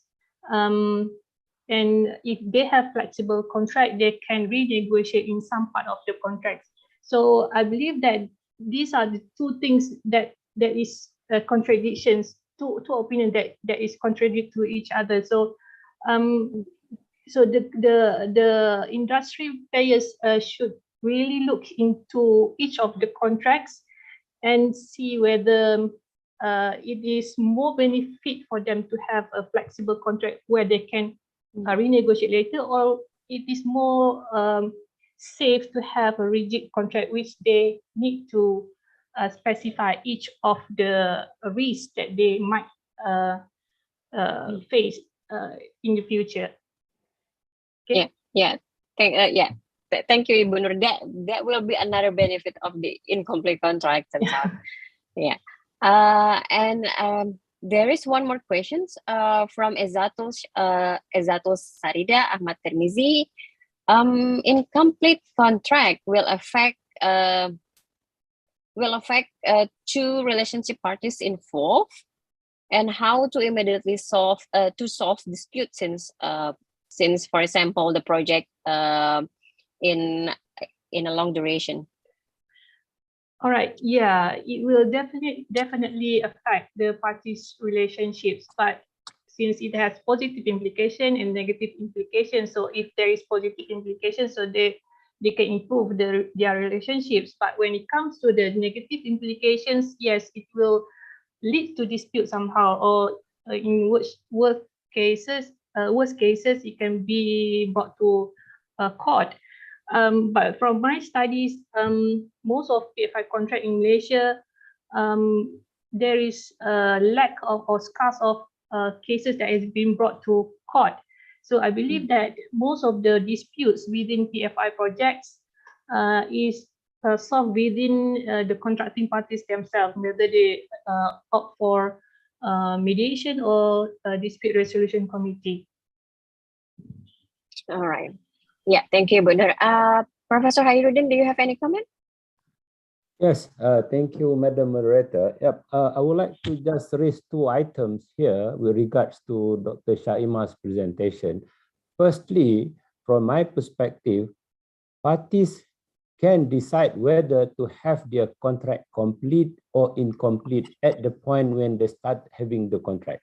The problem is when parties having that intention, but they are not aware that that's actually what they meant. That is where then later on we end up into dispute and stuff like that. That's my first observation. But secondly, but more importantly, and this also to include into comments made by Dr. Fadil earlier on, I would like to bring attention to the beauty of Sharia compliant in contract. Because when we talk about Sharia compliant in contract and we talk about risk, in the Sharia, when we are doing contracting, risk or rather excessive risk is prohibited. Yeah? So in this instance, perhaps having an incomplete contract, but with clear indication that it is subjected to future negotiation, will address this issue about risk. And I saw there are comments about risk, excessive risk. So I think the best way is to mirror the requirements of the Sharia and incorporate that provision into the contract, i.e. by identifying what are the potential risk areas that could not be speculated at the point of entering into a contract, and having parties making an agreement that it will then be resolved when it happened into the future. And that to me is the beauty of the Sharia, which mirror the requirements under the incomplete contract theory. Thank you. Yeah. Thank you for your insight, Prof. Yeah. Is there any more comment, Dr. Nur? No, for me. Yeah. Just Okay. little bit more, just to echo what Prof. Harudin was saying. So in the case of I'm still on fluctuation clause because I'm quite passionate about this. There's a lot of questions about this by contractors, especially they are having problems currently, especially.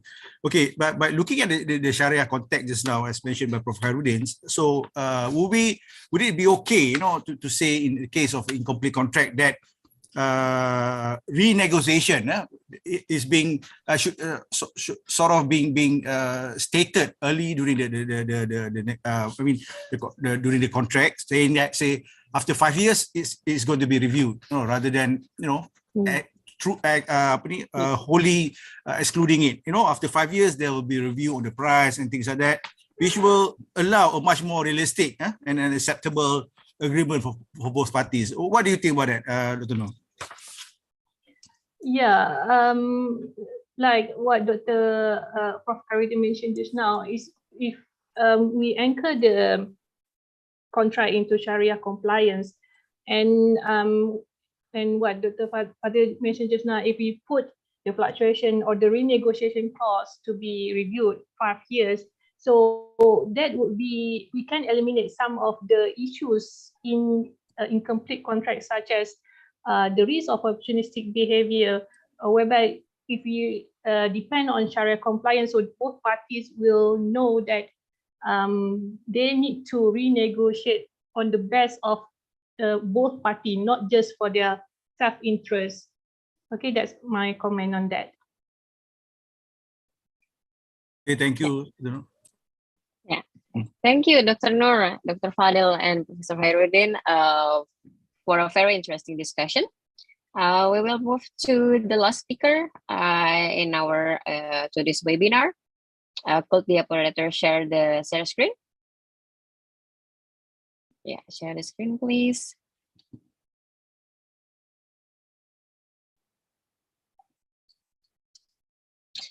Okay.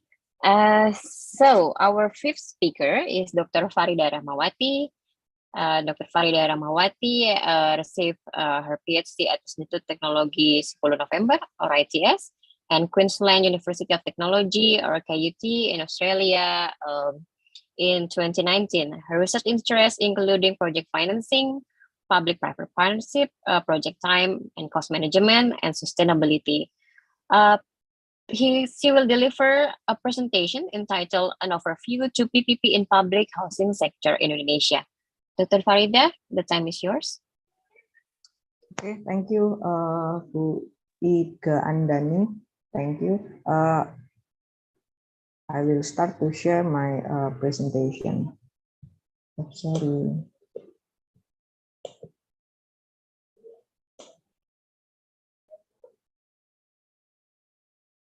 All right.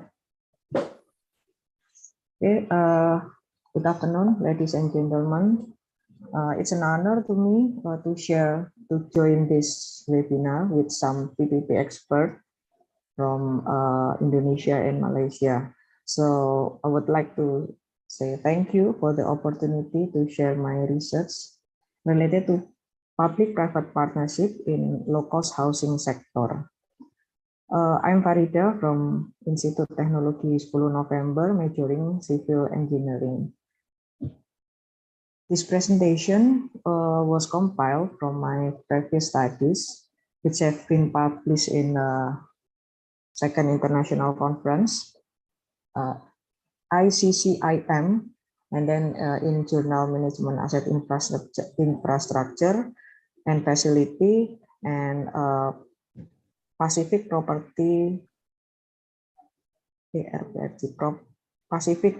Property Research Journal in 2018. My presentation will be divided in 3 major parts: infrastructure in Indonesia, public-private partnership, and PPP on housing sector. I will start my presentation with the introduction of general infrastructure in Indonesia. Infrastructure is defined as basic structures and facilities, both physical and social, such as construction of buildings,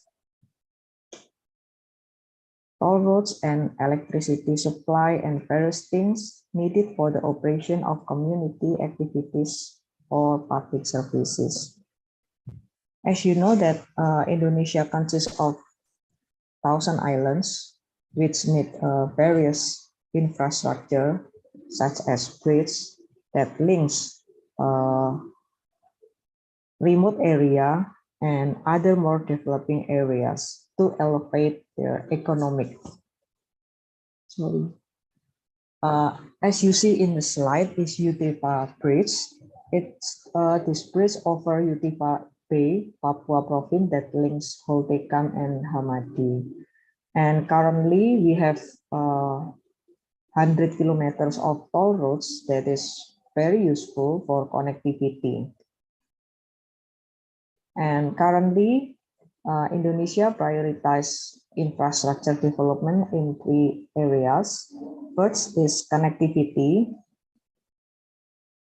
Indonesia built toll roads, new roads, and new bridges, and water resources such as dams and infrastructure of irrigation network. And the others is low-cost housing in the form of public rental housing, spatial rental housing, public facilities for landed house, and housing settlement in the decent sanitation. That is the reason why in this presentation, I will focus on low-cost housing. Why low-cost housing? Because there is an issue that is lack of low-cost housing supply. The phenomenon of urbanization and population growth has made low-income communities move to urban area, and they need low-cost housing. But there are affordability issue and lack of private housing provider issue. Due to their affordability issue, some low-cost communities cannot live in a city center, so they live in squatter settlement, which is in city center, or low-cost housing, which is located in far away from city center. This phenomenon is generate high housing backlog and lack of private housing providers. It resulted in the lack of low-cost housing supply. It is estimated that around 75% of the population of fast-growing cities in developing countries is housed in squatter settlement. So it needs government subsidized housing, which called as public housing. In Indonesia, public housing is built in the form of public rental housing or low-cost ownership apartment.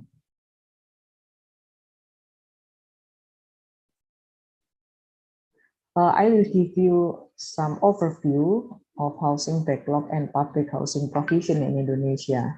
So if you see in this table, housing backlog is very high. This is population density. This is I compiled from big nine province which has high population density, and number of existing public rental housing in unit is still limited. So there is a housing provision challenges in Indonesia. Backlog housing in nation 7.6 million, which is this number comes from 6.48 million units for low-income communities with non-fixed income, 1.72 million units for low-income communities with fixed income, 0.56 million units for moderate income communities. And annual housing increasing 800,000. So this number is not in line I mean, government has an effort to reduce housing backlog.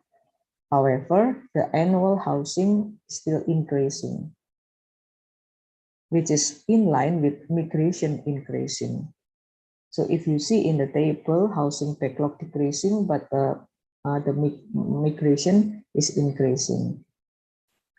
And existing low-cost housing provision, 78.5% is allocated for low income and 21.5% is allocated for moderate income. And from this number, 78.5% is derived or is supported 30% by Ministry of Public Works and Public Housing, 1% from local government, and 69% from private housing developers. So it is potential for housing sector to implement public-private partnership. In Indonesia, PPP is not brand new scheme because it has been implemented in some sectors such as in toll road, and then power plant, transportation, telecommunication, and water drink installation. And in these sectors, the implementation of PPP is varied, such as only on operation maintenance. I mean, the private sector involvement is varied from operation maintenance only until build, own, operate. So this is the spectrum of PPP which have been implemented in some sectors in Indonesia. This is the legal formal which have been mentioned from previous speakers. And fortunately, this is infrastructure that can be implied in Indonesia, and public housing is one of these. So it is possible to implement PPP on public housing sector. Why public housing could apply PPP? This is one reason why PPP could be implemented on public housing sector. In a conventional scheme, some risks are borne to the government, such as design risk, operation cost escalation risk, land provision, construction cost financing, and in the PPP, some risks are allocated to private sector and the others are allocated to government. Some risk which is allocated to the private sector, such as financing risk, operation cost, construction cost escalation, and design risk, while risk related to policy, legal, and land provision and political could be borne to the government. So in PPP housing sector is possible to be implemented. And this is PPP generic model. I mean, in this PPP model, commonly for the management, there will be special purpose company, which is the center of all organization, and there is a project sponsor, lender, provider, operator, host government, and buyer.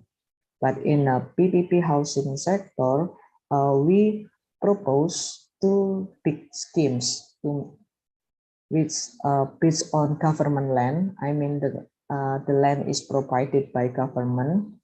So in here, ministry, government, and local government will provide land, and then private sector will build over the government's land, and then final institution will support by providing subsidized loan, and private sector will repay the loan, and beneficiary is a part of a private sector will operate and maintain low-cost apartment unit. And in here, private sector will design, build, and finance low-cost apartment unit. Government support in land and public utilities or guarantee fine, incentive, and permit. So we call this as mixed development cross-subsidized low-cost apartment. We propose like scheme mixed-use building or mixed tenure and mixed-use commercial and residential to for cross-subsidy and mixed income, also subsidized unit and non-subsidized unit. And then this is some some incentive or different between subsidized unit and non-subsidized unit, which is regulated by the government.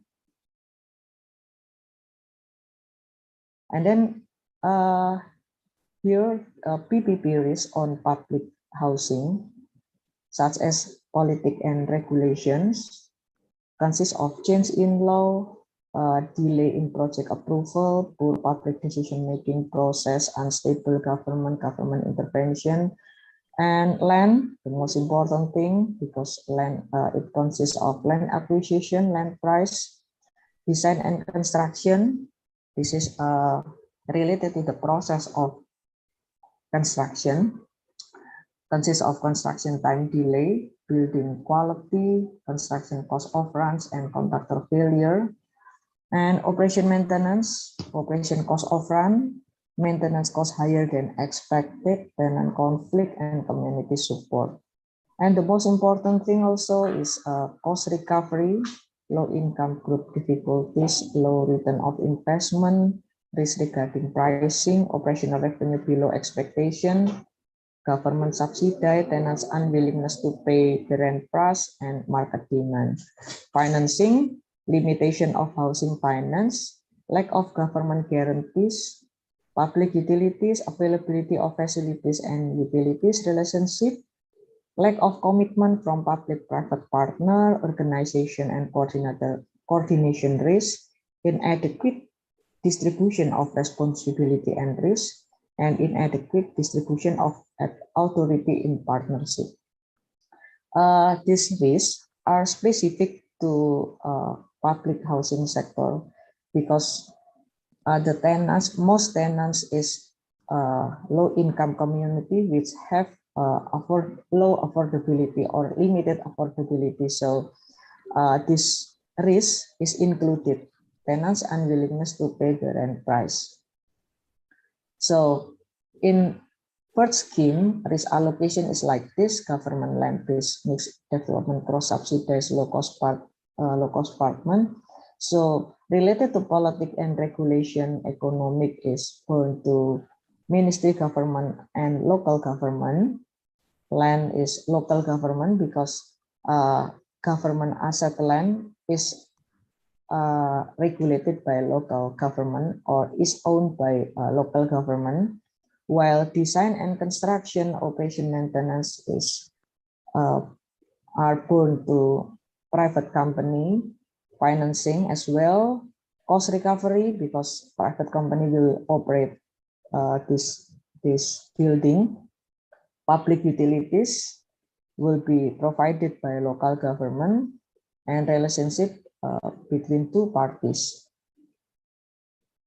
While scheme 2 is private land based, so the land is provided by a private sector, then ministry and local government will provide exemption and financial incentive.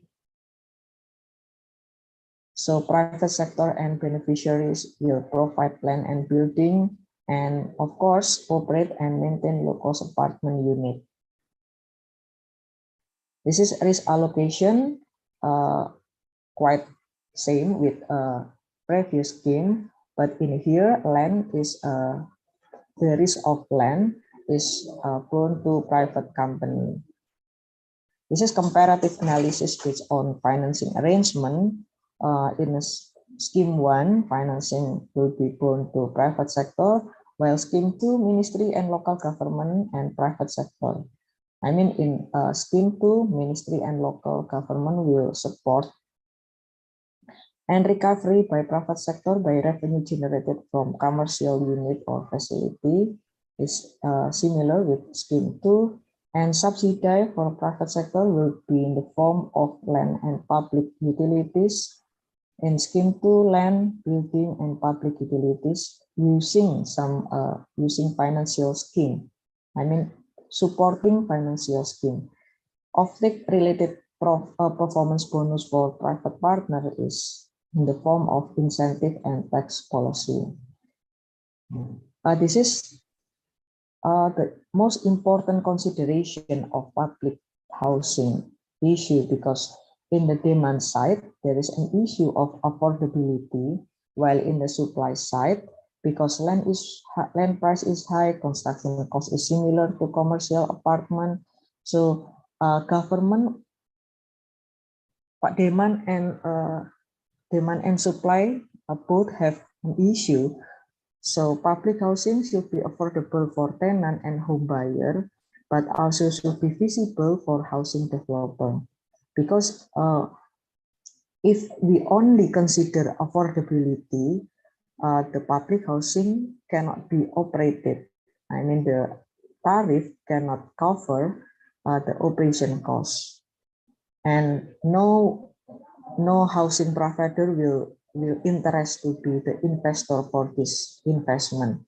However, if we only consider housing providers investment, it will not attractive for tenants, which is low income community, because they are not it is not affordable for low income communities. So should be affordable for these two parties. That's why government support on PPP public housing is still needed, such as in partly construction costs or intervention for building regulation or infrastructure insurance. If we see this figure, without government support, rent price is very high, which is not affordable for low-income communities. While with government support, it can reduce investment costs, and this will result in lower rent price. And this is availability payment scheme, financial scheme, which is offered by government of Indonesia. The top one is construction cost and operation costs paid by investor. Then government will pay using availability payment, which is paid regularly. 3 minutes left, Dr. Farida. Yeah, the conclusion, due to limited affordability, government intervention is still needed, and there should be more various schemes to be simulated to achieve the best implementation of PPP of public housing sector. I think it's enough. Thank you, and I open for question and answer. Yeah, thank you, Dr. Farida, for your thought-provoking presentation. Dr. Farida have showed us how to implement PPP scheme to finance public housing. However, there are of course certain risks related to changes in law and project delay that should be mitigated and allocated between stakeholders. Yeah, do we have any questions from the audience so far? Is there any questions?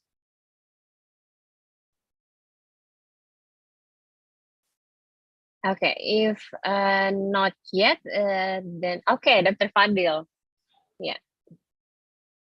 Okay. Okay, this will be my last question. All right, just to share what Dr. Farida has done. Okay, in Malaysian context and Malaysian perspective, I appreciate what you've presented, which is a good one on Indonesian soil about the affordable housing, because I've involved quite in the issue of providing provisions by the government on the low cost housing. One of the strategies that the government imposed, for example, in Malaysia, is that in order to make the provisions for low cost housing in a housing scheme, say for example a township, for example, right? So the government has got to give some carrot to the contract, to the developer, okay, in the form of low land cost, okay, low land cost, and then by doing that, the contractor can, the developer can actually have the different segments of development. They have a high end, they have a middle, they have a low, and things like that. So having the high end will make them, high profit, middle as well. But for the low, is more of, that social responsibility, that kind of thing. And then they don't make much money on the social, on the low end, housing, which to allow the affordability and also the rental price to lower.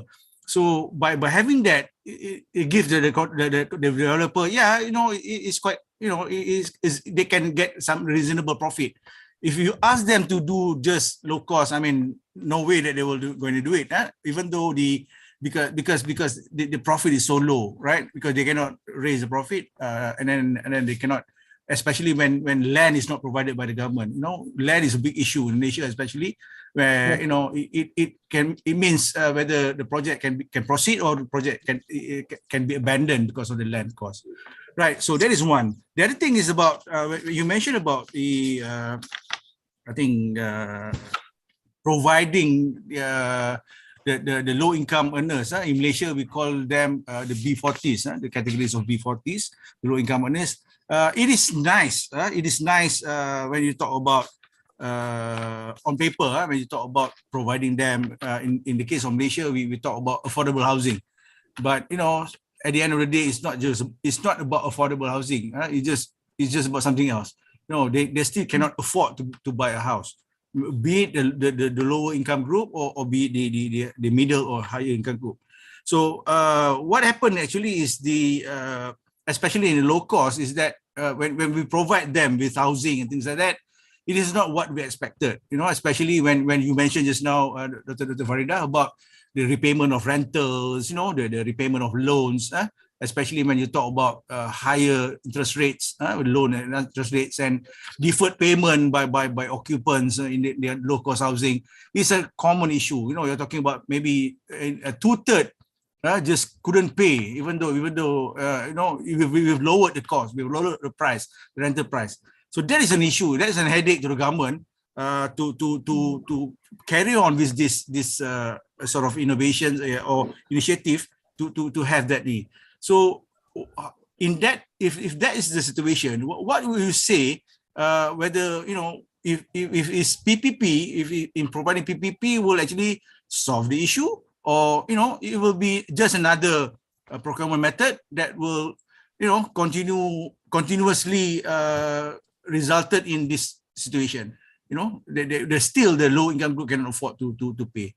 What's your comment, Farida? Thank you. Okay, thank you. For high end and moderate, I think there is no big issue because they have affordability to pay. And the issue will come to low income community because they are lack of affordability to pay. So there are two schemes. Rental could be the rental fee could be determined based on their income, and then the rest will be subsidized by government, or the tariff will be determined using operation costs, which again the rest will be subsidized by the government, and else government will subsidize on the land because all public rental housing in Indonesia is built over the government's asset land to reduce the investment costs.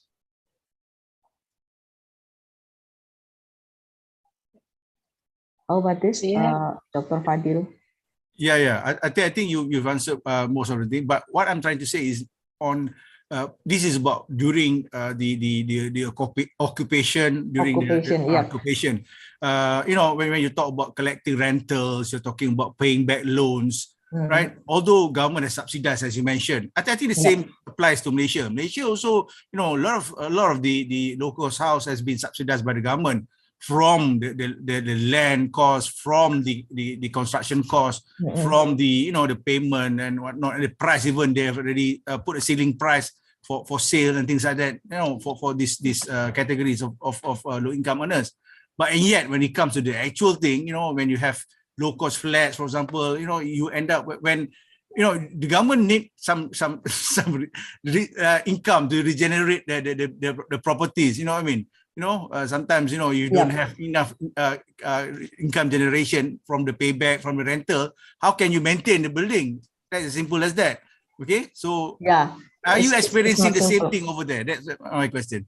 Are you experiencing the same thing? Yeah. Yes. In some cities in Indonesia, some local government always subsidize in a high cost for operation, because the tariff rental price cannot cover operation and maintenance costs, and it's common for public rental housing in existing public rental housing in Indonesia. I think it is across the board. Right? It's not just Indonesia or Malaysia. I think my own experience in staying in the UK, for example, I think the same thing applies in the UK as well. People with low income, because they will expect the government to support them all the way. Then they don't pay their rental. The government cannot kick them out. The government cannot kick them out. They have to, so they get away from it. So I think it's just unfortunate, lah. I mean, we try to help them, but they don't help back. Yes, we have in difficult situation, because if we kick them out from public rental building, they will back again to this squatter settlement. Yeah, that's normal. I think that's normal. Yeah. Okay, thank you very much, Dr. Farida. Yeah. Okay, thank you, Dr. Fadil. Yeah, thank you, Dr. Farida. Is there any more questions? Maybe one more. Okay. This is Sam Tabuchi from Tokyo. May I raise one question? Go ahead, Professor. Yeah. When you talk about low-income housing, your presidential order is seeking 14 million units of low-income housing. If the housing of 40 square meters to be built anti-earthquake at the cost of 500,000 rupiah, does that have chance in Indonesia?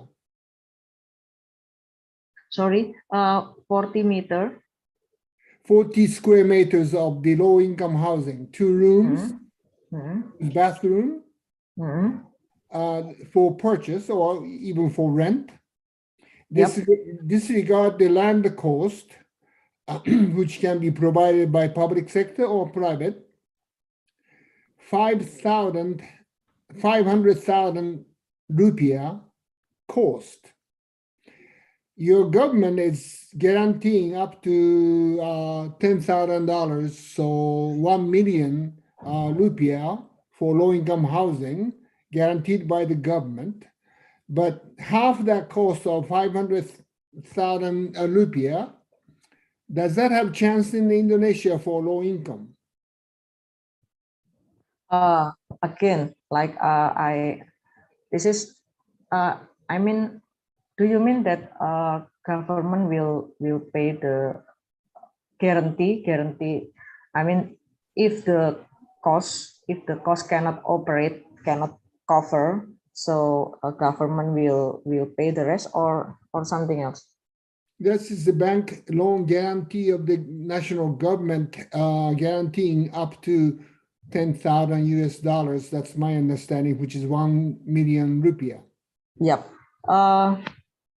So far, there is a plan from private and infrastructure insurance, Indonesia infrastructure insurance, that they will provide a guarantee, but they only select the guarantee from certain risks.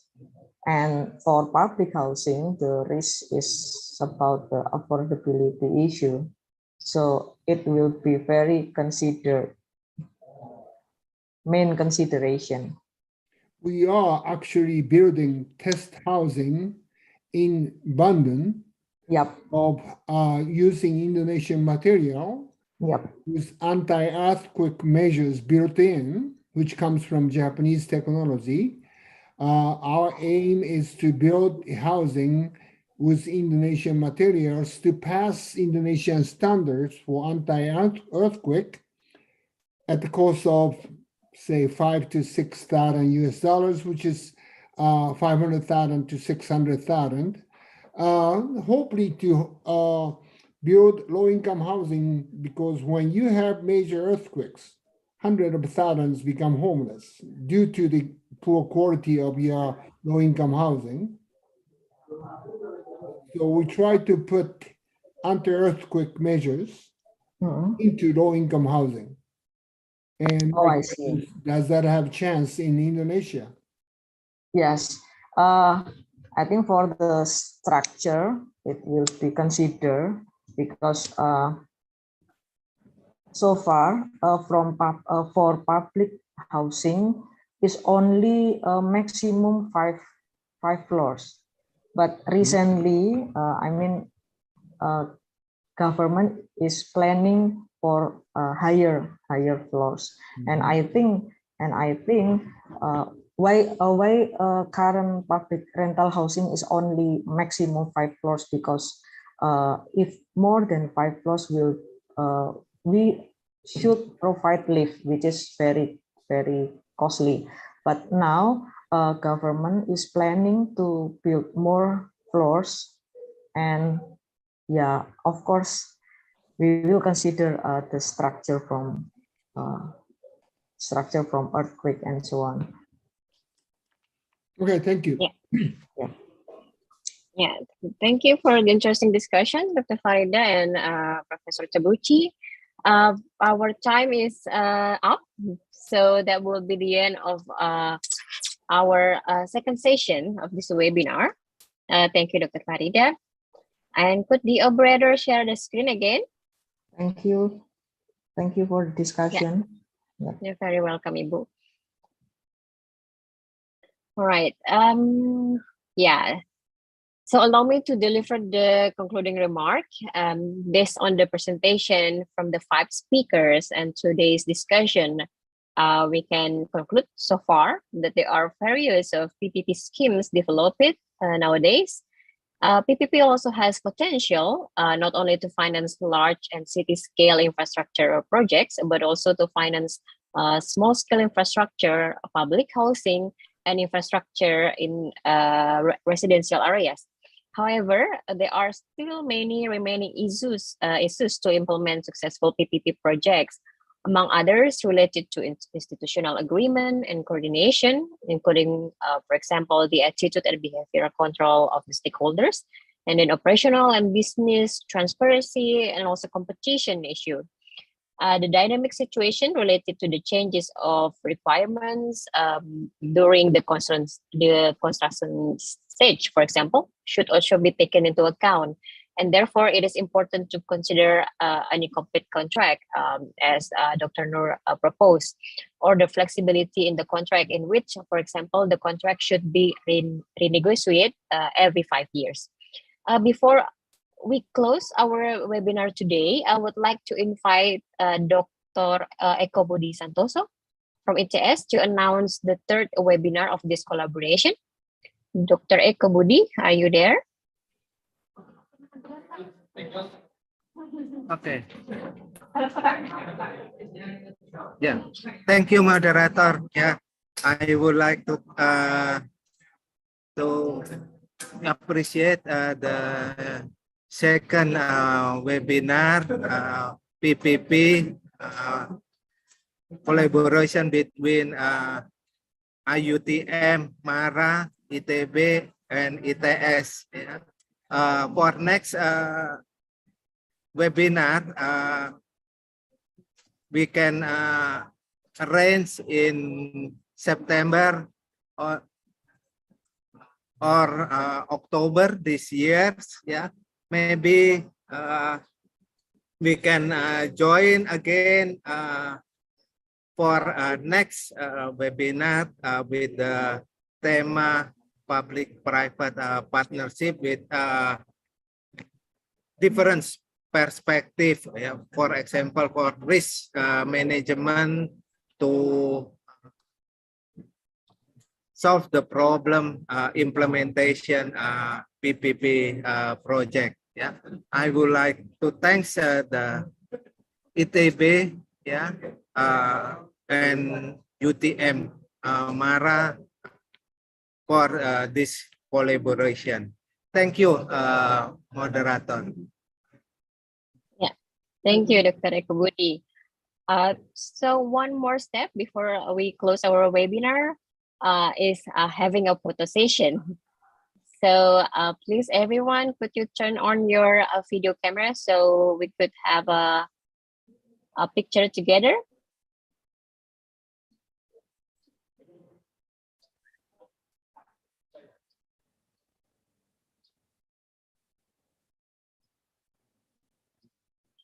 Yeah.